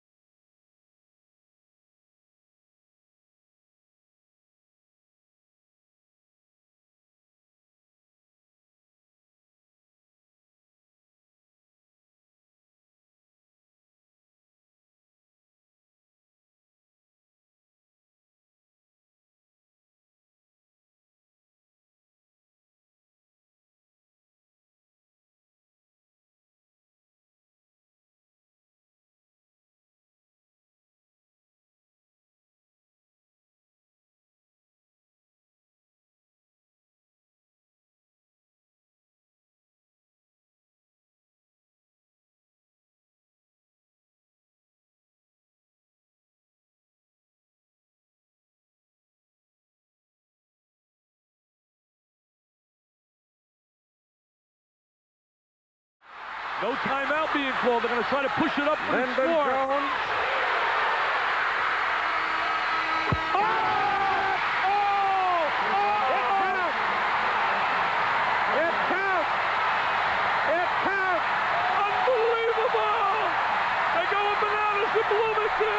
Listen, I realize that it all comes down to age bias. I know people will tell you that the Watt shot was the biggest shot in Assembly Hall. Clearly, people from the mid-'70s will tell you Kent Benson's miracle shot against Michigan. But Jay Edwards in February of 1989, and that shot you just heard from Keith Jackson and Dick Vitale to beat Michigan, who went on to win the national title, to me was unbelievable. Loved everything about it. Speaking of dancing, it becomes now for Indiana and Purdue. The Boilermakers obviously safe. And again, congratulations to Braden Smith on all of the well-deserved accolades in an incredible year for Purdue, who will open up the Big Ten tournament with the winner of USC and Rutgers tomorrow night. Matt Painter on with J&B later today, by the way, as I understand it. Not sure what time yet, but he is going to be on, I believe, slated to join John later today on this radio station. You will hear from Matt Painter, who clearly is one of the, 5 best coaches in college basketball, 10 certainly. But Purdue and the season that they've had, I think they've righted the ship after that skid, and probably a 4 seed, maybe a 5. But if you look at the bracketology, which I often, as I say, mock things have mock in it for a reason because it's an easy thing to do about them. But bracketology itself, Joe Lunardi's in particular, is routinely every year really, really, really accurate. Not necessarily always on the way in which teams, like who the opponents are going to be or where they go, but in terms of the seeding and the teams that are in, he is usually pretty dialed in. Indiana, without having played, and let's look first at where he has Purdue. So Purdue, as it stands right now, and they were at one time, I think, as high as a 2 seed at one point in the year. Yep. He now has the Boilermakers as a 4. Quattro. Maybe with, if they were to win the Big Ten tournament, let's say, maybe they move into the 3 line. But I think 4, that's pretty good. And obviously it is crediting them for having played and challenged themselves in a difficult schedule. But right now he has, again, a 4 seed for Purdue. As for Indiana, since beating Ohio State to end the regular season, has obviously been idle heading into the Big Ten tournament. And I told you at that time that I thought Indiana was stamped, sealed, and delivered as in. But there is a lot going on around Indiana. They have gone from what was a couple of days ago being listed as one of the last 4 byes, and if you're unfamiliar what that means, in the NCAA tournament, it is now a 68-team field, has been for a few years. The last 4 byes, meaning the last 4 teams to get in that do not have to play in the Dayton play-in game. Mm-hmm. The play-in game, of course, takes place where you have, usually I believe it's 2 16 seeds that play for the right to be one of the 16 seeds in, and then 2 11 seeds. Correct. The winner being an 11 seed, I mean. Right now, they have it as Oklahoma and Indiana being a play-in game. Sorry, 1. So it's 2 16s, 1 11, and 1 12. Okay. So, yeah, and the 12s would be Xavier and Ohio State. Sorry. So Ohio State he has as literally the last team to get in, having to play Xavier in a play-in game. He has Indiana and Oklahoma as the other teams that would have to play their way into the tournament. And I know that it counts as a tournament game, but you get what I'm saying. The point being, Indiana right now is out on the frozen pond, and they are simply hearing this all around them, and you don't know where it may be cracking, but you know that it seems as though it is somewhere around them. And that's a challenge for them, for certain. The next 4, so you're looking at these teams to make sure that they're not hitting the accelerator and somehow passing them by. Boise State, North Carolina, Texas, and Colorado State. North Carolina they're very similar to Indiana. They seemingly have been kind of hanging around in that same area to look at, in and out. And Carolina's got, I think they're a lot like Indiana, where I don't know that Carolina, if you were to look at their resume, and I'm looking at it right now, here are the losses for North Carolina. At Kansas, Auburn, Michigan State, Alabama, Florida, Louisville, Stanford, Wake Forest, at Pitt, at Duke, at Clemson, and Duke. Wake Forest, I guess, is pretty egregious, right? That's a bad loss? No, it's not, though. At the time, Wake Forest was 15-4, right? And it was on the road. I'm looking up what Stanford is. Stanford at the time was 12-6. Carolina's problem, though, is they don't have any resoundingly great wins, I don't think, right? Each time that they've had a chance to play a really good team, they've come up short. And it doesn't help that the ACC is really, really Correct. weak this year. Yeah, it is. It definitely is. Now, I mentioned Clemson. So it looks like Lenardi swapped Indiana and San Diego State. Is San Diego State, where do they stand in terms of their conference tournament? Are they done?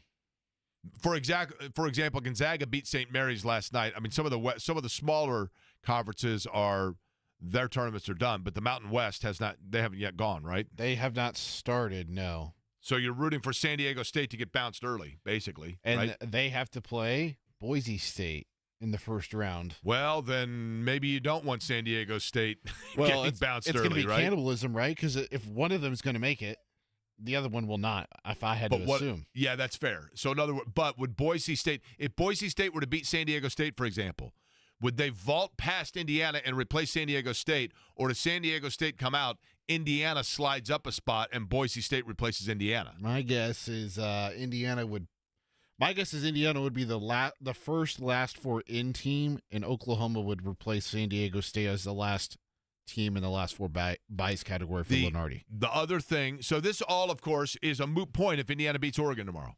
I thought Indiana was in, but if it's this close, you beat Oregon, and then I think you can kick back and relax a little bit. But that Oregon game is that's going to be tricky for Indiana.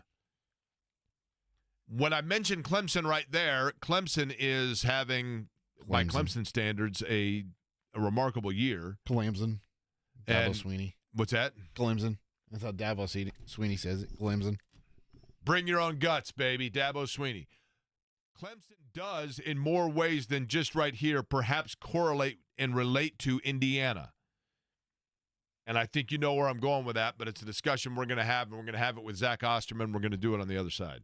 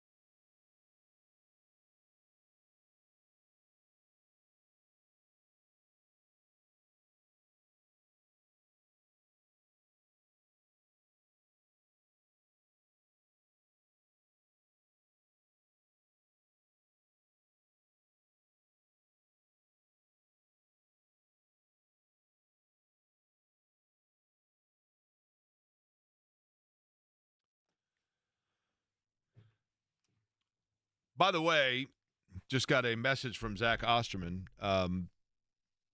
Jake, you're a moron.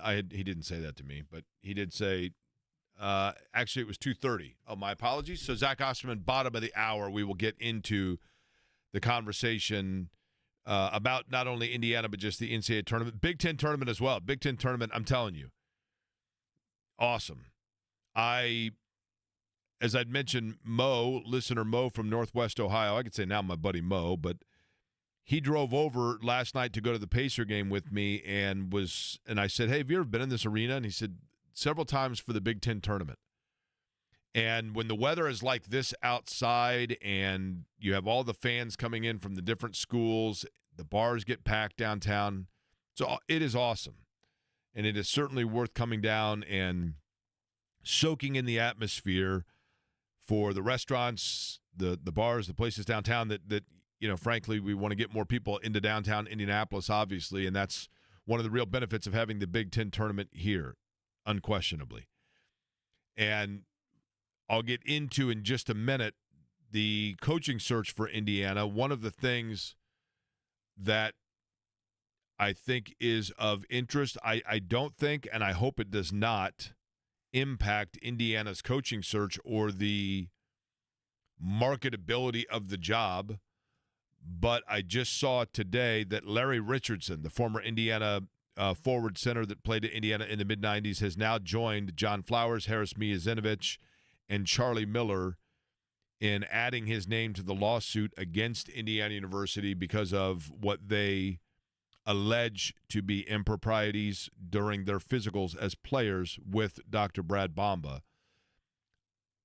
I have been told, and I don't know that this will come to fruition, but I certainly do know that there was discussion amongst a number of former players of interest of perhaps doing their own filing and hiring representation aside from this particular group. And I don't know that so far, obviously, that has not taken place, but I do know that there were a number of players that had conversations with one another. I have no idea whether or not that would impact Indiana's ability to, land or recruit coaches. But let's get to exactly that, separate from that, in terms of the Indiana coaching search.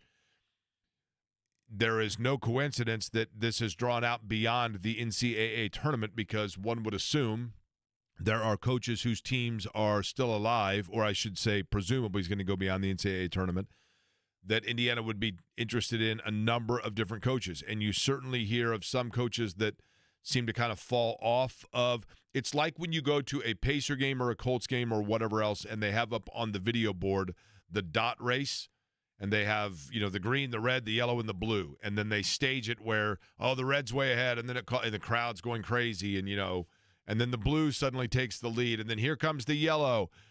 You have those that move up and move down. And, Mick Cronin was a name that seemingly was very warm with this, and then it seems as though perhaps the amount of his buyout or other factors come into play where Mick Cronin, maybe his name cooled a little bit. I know there are those that say that Chris Beard's name has warmed up. I will still, and I may be wrong on this, and I have great respect for those that have reported that, but the people that I've talked to have said, in a number of different people that would be very close to it, have said that Chris Beard is not and never has been a candidate for the Indiana job, emphatically. That's the one that I would probably most say has been emphatically told to me is zero on Chris Beard of Ole Miss in the Indiana job. The name that has seemingly just kind of been consistently riding along is Brad Brunell, who played high school basketball, went to high school with Calbert Cheaney, is from Southern Indiana, has a large network of friends still in the Evansville area and in Southern Indiana, many of which are closely connected to Indiana basketball, and has really done a good job at Clemson. Kind of off radar. Clemson, not a basketball school, and doesn't have the NIL collectives. Even the fact that Clemson is a football school, it's a football school that has not been as involved NIL-wise as other schools. And even with that, He has taken them to an Elite Eight. He has had teams that have gotten better as the year went on. I think they made the tournament 3 times maybe of recent, but they are off to a very good year this year. And you know that a guy is maybe not a candidate, but certainly one that you have to start paying attention to when his local writers start asking the question to him, which is what happened last night for Brad Brownell. One of the local writers that covered Clemson did ask him about the Indiana job. Yeah, I'm not going to talk about potential jobs. I have a great job, and I'm 100% focused on this team and what we've got ahead of us and trying to do everything I can to help us continue to win the next game. You're grateful that you're doing good things, right? That's what's going to happen if you're doing the right things and you're winning enough games. So, I've never been a self-promoter, and that's partly because how much I really like Clemson.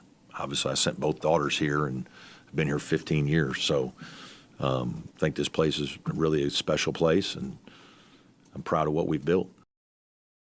And he's done a very, very good job there. Again, kind of off radar, right?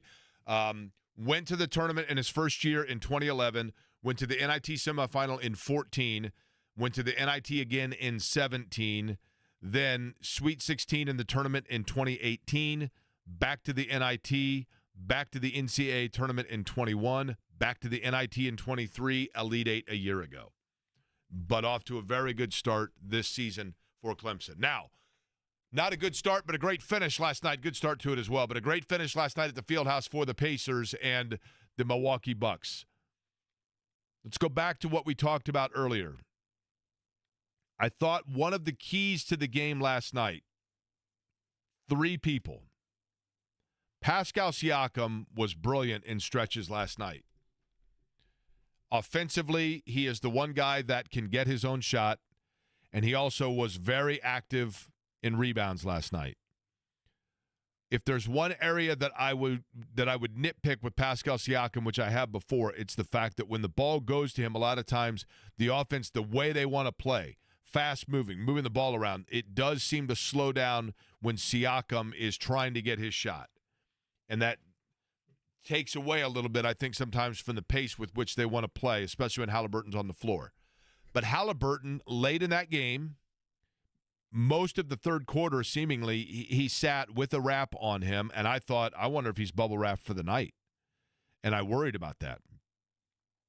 And then, as the game went on, he came back into the game. Siakam was very effective in the fourth quarter from a defensive standpoint in his defense of Giannis, which is not obviously the easiest thing to do, but I thought he was very effective against Giannis. Late in the game, a play that I thought was critical for the Pacers. The Pacers had gotten an 11-point lead, and Milwaukee had come roaring back and tied it. And I think this sequence is correct. They then had a Halliburton 3. No, I'm sorry. They hit a 3. I can't remember who hit it. Nembhard. Was it a Nembhard 3? And then there was a loose ball at the midcourt. And in one of the more heads-up plays that you'll see in basketball, Aaron Nesmith was going for the loose ball, and I think realized that he was not in position to necessarily fully obtain possession of the ball, but he saw Halliburton streaking to his left. And Nesmith kind of punched the ball to Halliburton. And Halliburton then goes in and dunks it, and now the Pacers are up 5. That happened, I think, with about 6 minutes to go. But what happened at that point is, I think that because suddenly the Pacers went back up 5, and because you had a 3 that they hit in doing so, Milwaukee then seemingly started to go more, and I'm not saying that every shot they took was a perimeter shot, but they started looking more towards moving the ball around the outside and trying to hit 3s to not only get the lead, which they eventually did get the lead, to get them back and to take back control of the game. They went away from what had been working for them most effectively, which was getting the ball to Giannis either on the block or Lopez, who was very effective. And somebody pointed out, and a brilliant observation. Now, Frank Martin, you remember Frank Martin, the NCAA coach that coached at Kansas State, and then where is he now? South Carolina, he took to the Final Four, and then he left South Carolina, and I think he's at a smaller school now. I always thought Frank Martin looked like the one-armed man from The Fugitive. But somebody pointed out last night that Brook Lopez actually looks like the one-armed man from The Fugitive, and that's a brilliant observation. He is the head coach of the University of Massachusetts. Is he at UMass? Okay. Yeah. Where John Calipari got his start? So, but Brook Lopez was really important for Milwaukee because they would go down low. He's a very good facilitator down low, but one of the things that he does, because you have to respect his mid-range and outside shot ability, then they're able to get Giannis cutting in or on the low block, and that is a very difficult thing to guard against. But they kind of seemed to go away from that late in the game. Now, I'm going to look at their fourth quarter shot selection because maybe what I'm saying is completely off base. Gary Trent had a huge three for them late, so they were able to knock down shots. Don't get me wrong. But if you look at their late game possessions and in the fourth quarter in general, Lopez was big for them in the mid-range, but Trent hit 2 threes. He did the same thing against them last time in Cambridge, I believe. Gary Trent had like a big fourth quarter, ended up winning the game for Milwaukee. He's a nice role player for them, right? Yeah. Lopez hit in the last 8 minutes. They hit 3 threes. So I think they went away. They went away from what was working for them, which was being effective down on the low block. And Siakam did a really good job on Giannis, and that allowed then for the Pacers to hang around. Damian Lillard goes to the line. He's got the free throws. He hits the free throws. Guy in front of us he's got a Lillard jersey on. At one point, he took the jersey off, the guy in front of us, to give it to his friend because his friend then saw an open seat down on the other end of the floor near the Milwaukee bench, and he was going to go and try to get Lillard to sign it because the game's over. It's quiet. Everybody's looking at Reggie Miller, who's doing the game for TNT, and they're thinking of, man, if we could just have him for one more time and put the jersey on him, and then, everything can go back to the way it used to be, and we need a heroic here because we're down 3, and there's 3.9 seconds left. And, gosh, what could have been, because they could be tied, but they're not. And this guy's in front of us, and he's chanting, it's over, and he's giving his jersey to his buddy to go down and get Damian Lillard to sign it. He was acting like Kenny Smith. Yes. It's over. And everybody's just sitting there like, okay. And then, obviously, what happened. Reggie Miller was there. He was in the building. But it was Tyrese Halliburton's moment. Now, we have the audio from several different takes of this. You know what happened. Halliburton hit the 3. He got fouled by Giannis.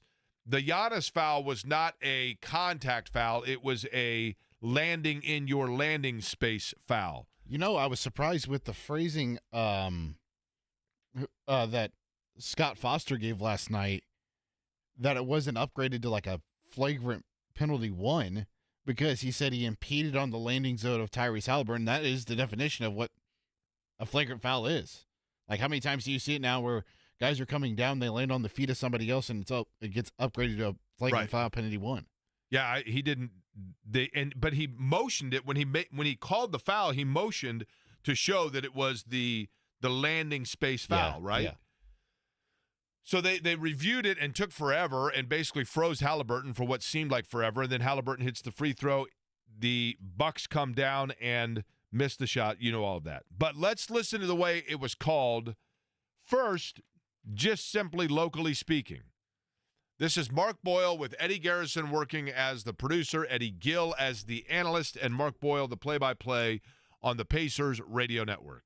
Pacers inbound from forecourt. They have all 4 of the other players in the backcourt. Inbound will come far side hash mark. Nembhard, the four in the back, start inching their way to the timeline. Lopez will challenge the inbound. 3 9/10 to play. Nembhard will get it in. Here comes a three and a foul! A foul! A foul! As Halliburton, floating out of bounds in front of the Milwaukee bench, hits a three and draws a foul. Sweet baby. Wow. That was an amazing shot. Then, of course, the inbound, and Giannis is not able to convert. Pacers win the game, okay? But it was beyond just the Pacers radio network where that game was broadcast. For example, NBA Portuguese. I would assume this broadcast is for the Brazilian audience. And for those that are curious, I don't believe they were here. They would be watching the NBA TNT international feed and probably are in either, I'm guessing, I guess it's possible they're in, say, Sao Paulo, but I would guess that this is a broadcast team that does this that's either out of New York or even Atlanta where Turner is. But if you speak fluent Portuguese, then this is going to sound perfect to you. I mentioned earlier, the only thing I know how to say in Portuguese is chuva chuva vambora, which I believe is, at least according to, I might have just sworn on radio here in Portuguese, but Brazilian race car drivers have told me during a rain delay once that that's rain, rain, go away, and we did an entire segment singing that song, so I hope that that's correct, or at least that I'm within the ballpark of correct on that. But here's how it sounded with TV Portugal NBA. Vem aí, Halliburton de três, caiu! E a falta? 3 pontos e a falta! Yeah, okay. These guys are used to calling soccer. I love it. Now, is that a female voice that pointed out? Is she the one that points out that's a foul? Play that one more time, because it sounds like she says "ponta" and then he says "falta," which I assume is foul. But vem aí, Halliburton de três, caiu! E a falta? 3 pontos e a falta! you know what she sounds like? I heard falta. I heard "prepare to qualify." That's what I heard in that. Prepare to qualify. Yeah, that's her right there. It's the same lady. She got a new gig. Now, I'll give him credit. He does point out right away, because the two things you can tell. Right off the top of that, he says Halliburton for 3. Like he's on top of it. Now, let's go to Korea. This is Korean SPO TV. 일제히 달려가죠. 3.9초. 자, 할리버튼인데요. 할리버튼 던집니다. 들어갔습니다. 반칙이에요, 반칙. 이야. 와, 말도 안 되는 샷입니다. 아니 이게 어떻게 되는 거예요? 와. 이야, 이거 할리버튼의 몸에 레지 밀러가 들어가 있네요. 그러니까요. Did I hear you said Reggie Miller there at the end, right? Listen to that again. They do a double wow. Is wow also a word in Korean? Because I believe they do a double wow here. Go ahead. 일제히 달려가죠. 3.9초. 자, 할리버튼인데요. 할리버튼 던집니다. 들어갔습니다. 반칙이에요, 반칙. 이야. 와, 말도 안 되는 샷입니다. 아니 이게 어떻게 되는 거예요? 와. Yeah, 2 wows, right? Whoa. 이야, 이거 할리버튼의 몸에 레지 밀러가 들어가 있네요. 그러니까요.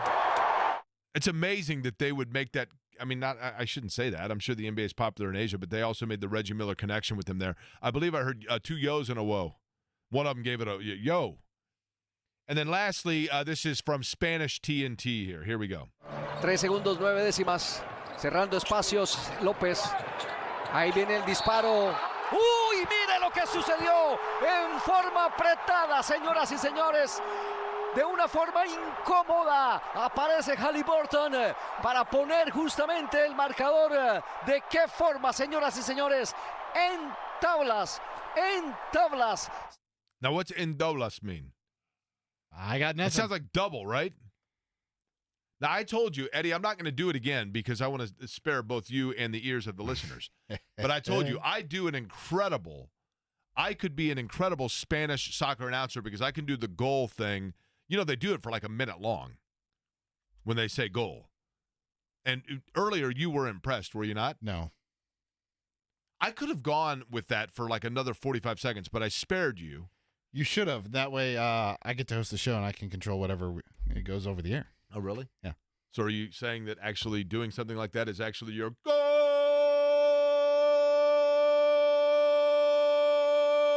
See, I'm not going to keep doing it because It was only like 3 seconds. What do you mean? I could have gone forever. I don't think but so. People, it was no, only 3 seconds. No, people are thinking actually when I do that it's some sort of like an emergency broadcast system alert. And so I doubt it. I'm telling you. It is not an EAS test, no. I could do that too. I'm telling you. It was a great night last night. It was a great win. It was important because now the Pacers are, believe it or not, in a three-way tie with Milwaukee and Detroit. They are well in front of Atlanta for that 7th spot, but you want to avoid getting into that 7-8 range because 7, 8, 9, and 10 all have to play that play-in into the NBA playoffs, and you want to secure yourself as, at the very worst, the 6. I think ideally you want to be the 5 or 4 because if I'm Indiana, I do not want to face New York in the first round. Although I would rather play New York in a round 2 because of the fact that Tom Thibodeau, in the minutes that he plays and the way he shortens his rotation, that the possibility, as we saw a year ago, that New York is just ground to a halt by the time you get to that point, and you have an advantage there. But they also are a different team now with Karl Anthony Towns. I just think Karl Anthony Towns changes the complexity of who they are, and they're very difficult. And then you obviously have Cleveland and Boston that are going to, would you agree at this point, Eddie, pretty assuredly that's your 1-2, right? Boston's playing a lot better. They've won 8 straight, but I don't think there's anybody in the East right now that's better than Cleveland. And I know we've sat here most of the season, Jake, you and I have questioned if the Cavaliers are good, and I have come to the grips that they are very good. Think about this. What did they start, 21-0? 17. Was it 17? Yeah.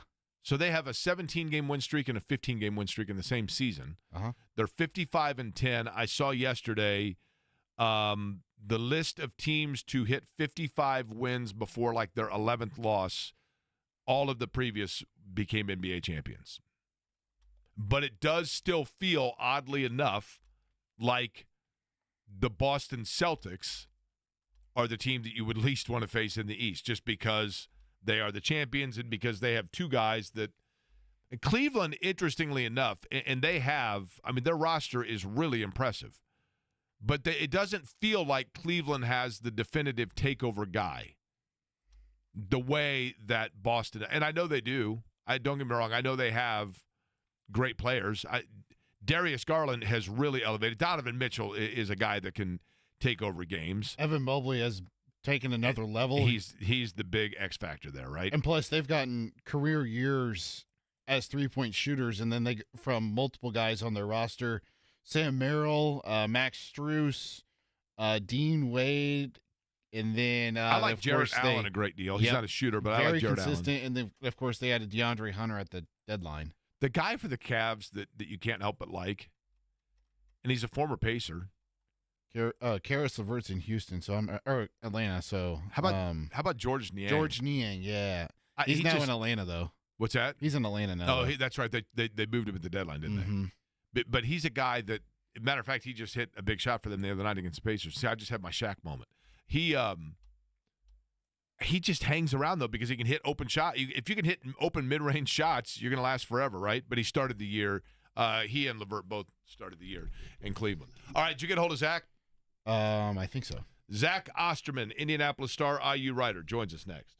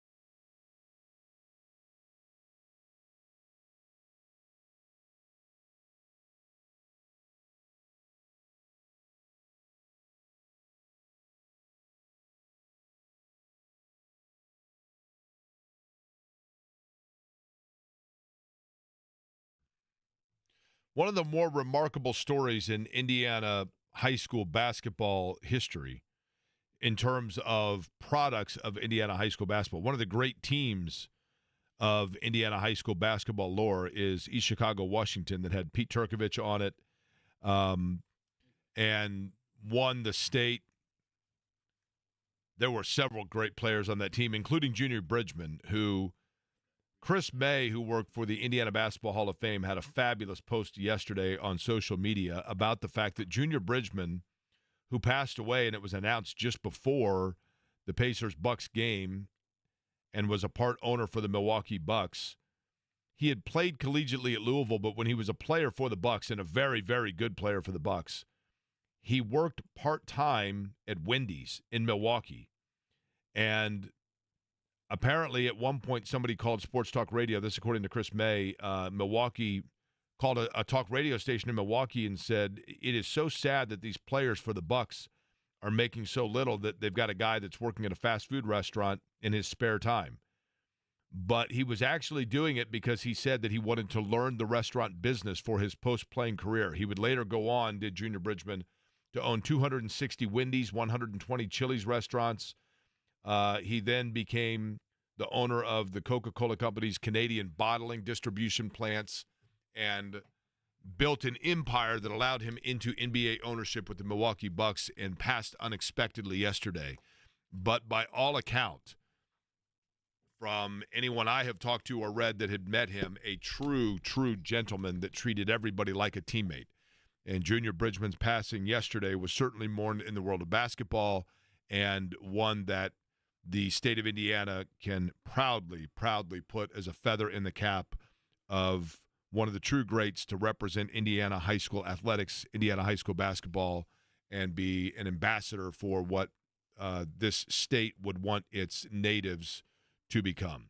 Joining us now on the program, of course, from the Indianapolis Star to talk about Indiana athletics is Zach Osterman, who joins us. Zach, I will let you, I'll be the blackjack dealer here, and I'm going to lay out two cards for you, and you tell me which one you want to hit.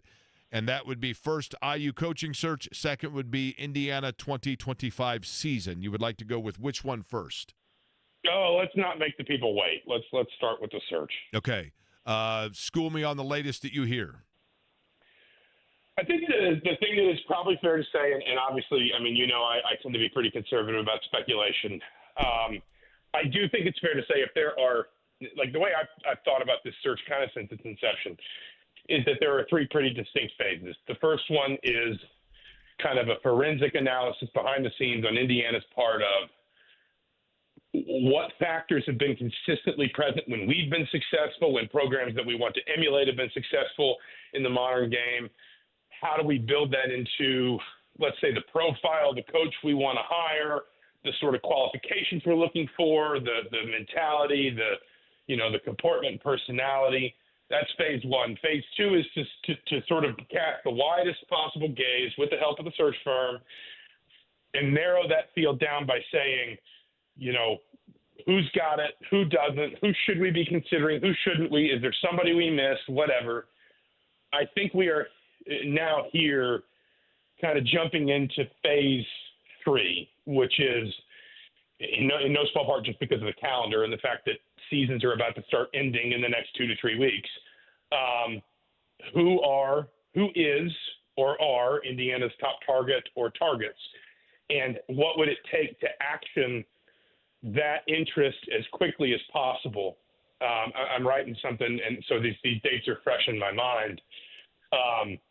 But I looked at the way the carousel kind of turned last year. Ohio State filled March 17th with an internal hire.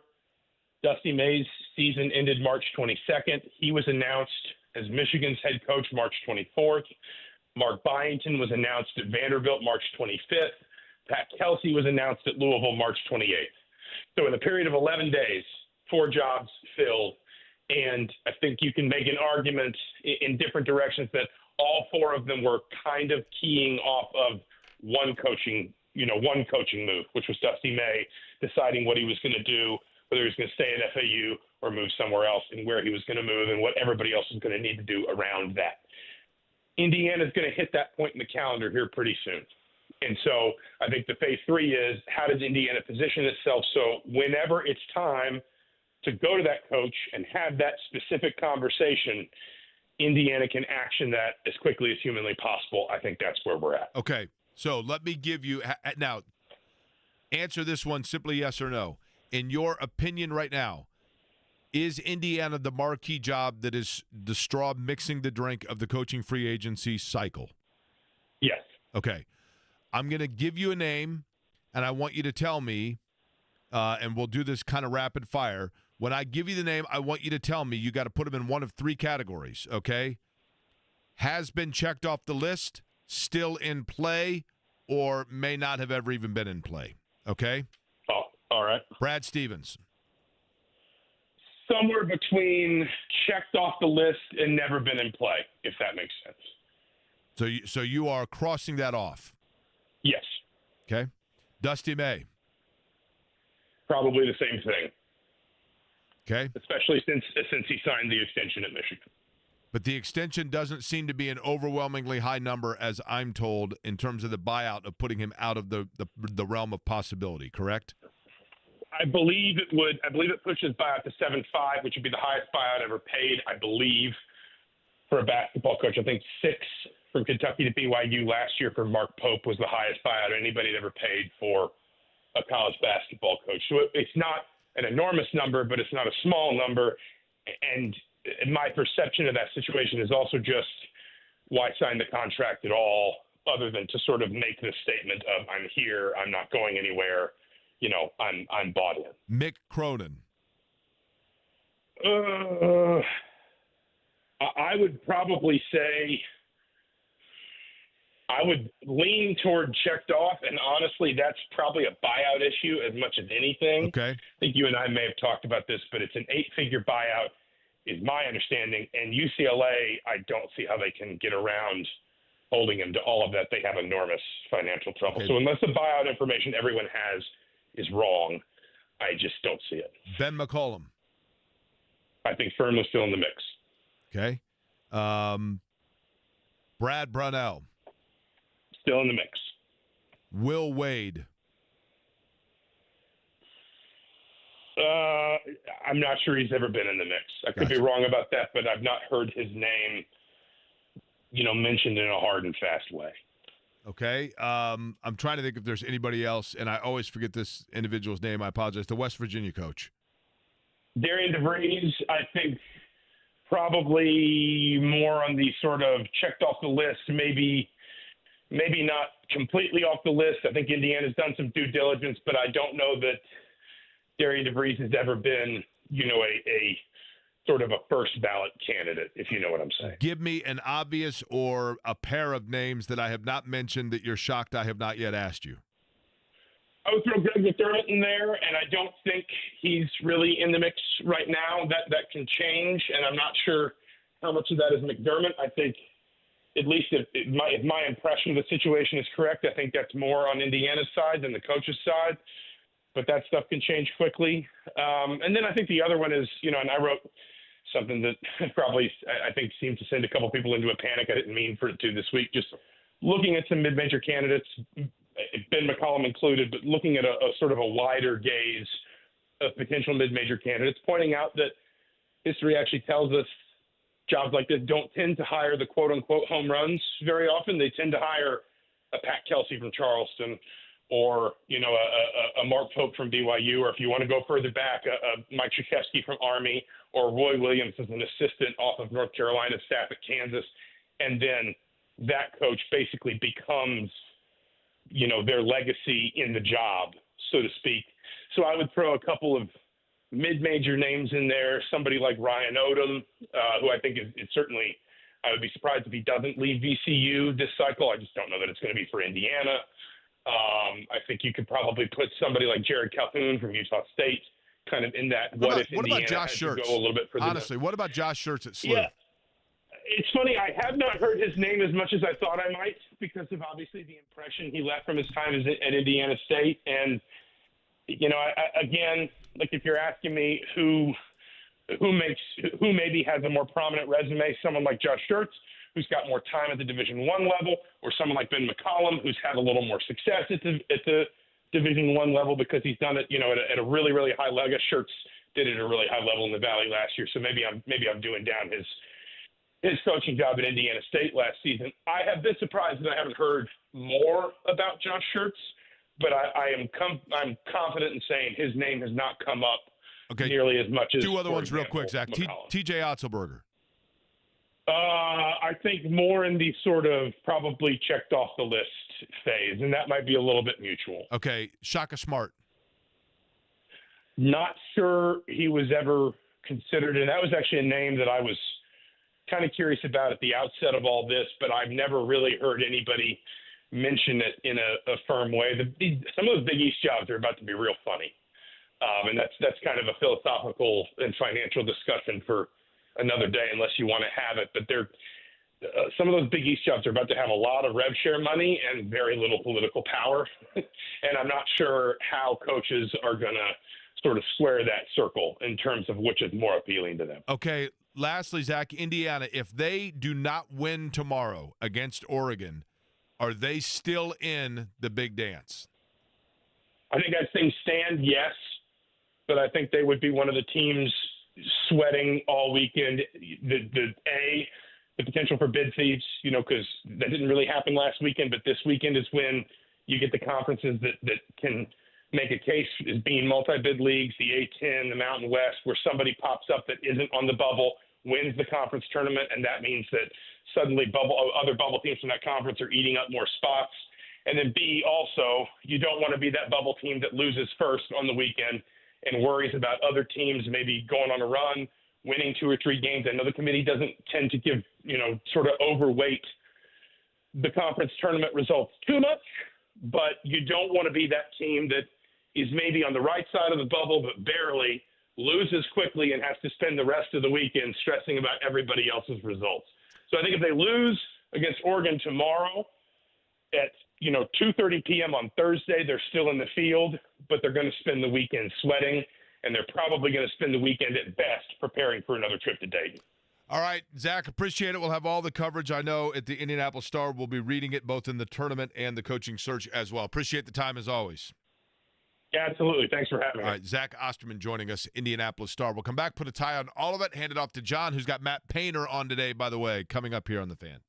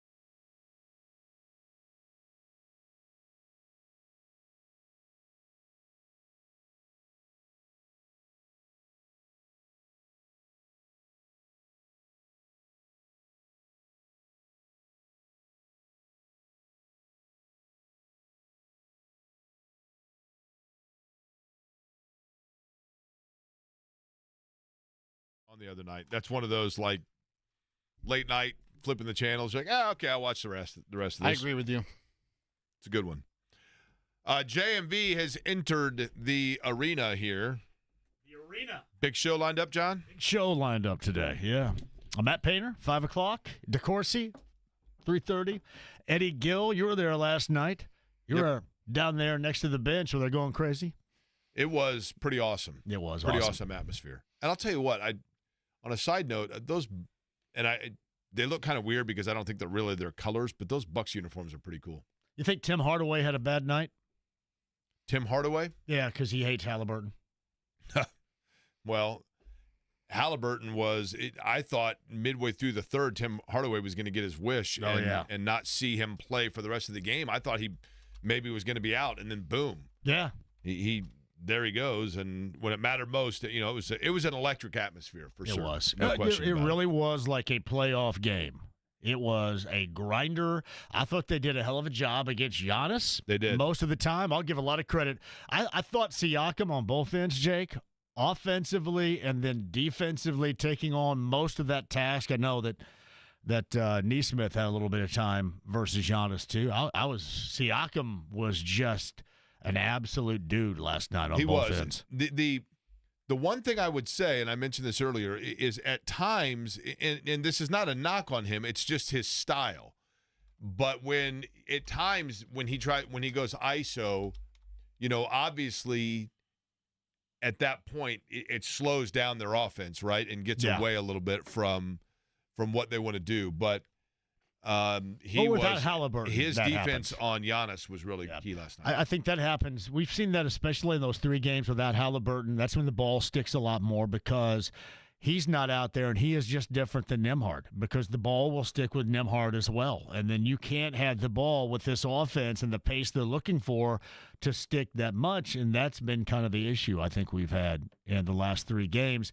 Yeah, it was not picturesque last night by any stretch of the imagination, but you get it done, you make it exciting, and it was very, very much, I thought, like a playoff atmosphere. It was pretty awesome. And there's something to be said, too. You were down there. When the weather's great and you're right outside the arena, it's just awesome, right? I mean, yep. I ran into Eric Musselman, USC's head coach, and he was sick as hell. Really? Yeah. He said, "Hey, I'm not going to shake your hand. Let's touch elbows." Really? I said, "Okay." Was he nice? I actually like him. Yeah. He's pretty hardcore. I like hardcore dudes like that. Well, he's one of them that at one point, and I can't remember which cycle it was, whether he was at Nevada or he might have even been in the NBA, but he was kind of loosely from a distance rumored to be like of interest to Indiana. Yeah. I can't remember. Didn't he have some sort of connection to IU peripherally at some point in his career? Well, I mean, his father was prolific in the coaching ranks. I knew that. Yeah. I just remember him for the most part. He was on the Jim Rome show before anybody ever knew really who he was back in the middle 2000s. Where did he start? What was the first school that he was with? He went Nevada to Arkansas. Was he on the bench with the Timberwolves for a while too? You know what? That's NBA? right. He was in the NBA. Yeah. Golden State, wasn't it? It might have been. He was with the Timberwolves that's from what I thought. 90 to 91 as an assistant. He was with the Magic. And he was with the Hawks, the Warriors. Yeah, I knew he was with the Grizzlies, the Kings. He was at Arizona State as an assistant, then became the associate head coach at LSU. Then he was the head coach of Nevada, Arkansas, and now USC. He didn't have to coach Bronny either. That's a long journey right there. That is a long journey. By the way, I did see that. And he took his shirt off. Remember when Arkansas won? Was it the tournament when they won and he took his shirt off? That's right. Yeah. And he snubbed Woodson apparently after a game this year at some point. I forgot about that. They were all the West Coast teams were all pissy about the travel schedule. So was this news to them? You can't get any more pissy than Mick Cronin. I mean, was this news to them though? Like when Mick Cronin's like, now that we're in the Big Ten, this is ridiculous. Yeah, okay. What are you gonna do? Well, you guys better start get could they get a satellite campus maybe in Effingham, Illinois? Where do you go to school? UCLA-K? UCLA Kokomo? UCLA Effingham. That's right. Uwe Blob's hometown, baby. I know it. Effingham, by the way, John, for a long time was the last McDonald's that sold McRib year-round. Was it really? Yeah. Do they do that now? They don't do that any longer. Why would they not do that? That's like Chick-fil-A not being open on Sunday. I know. Just giving away a lot of money. Chick-fil-A doesn't need it, but. True. But the McRib, I guess, just because they're afraid that if they don't do it like just on special occasion, that people will realize, well, you know what? This is actually just like a sponge dipped in barbecue You sauce. guys go to McDonald's still? Anybody?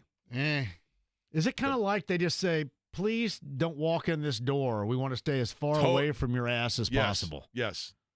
Because can you do that screen? We don't want to have any communication or anything like that. Well, Airports are big on that too now. Where it's you're just ordering like, on a big vending machine. Right. That's exactly correct. And you're hoping. Then you're crossing your fingers and hoping that you get the right thing. All right, John's up next. Matt Painter at 5. We'll be back with you at noon tomorrow, and we thank you for listening to Query & Company.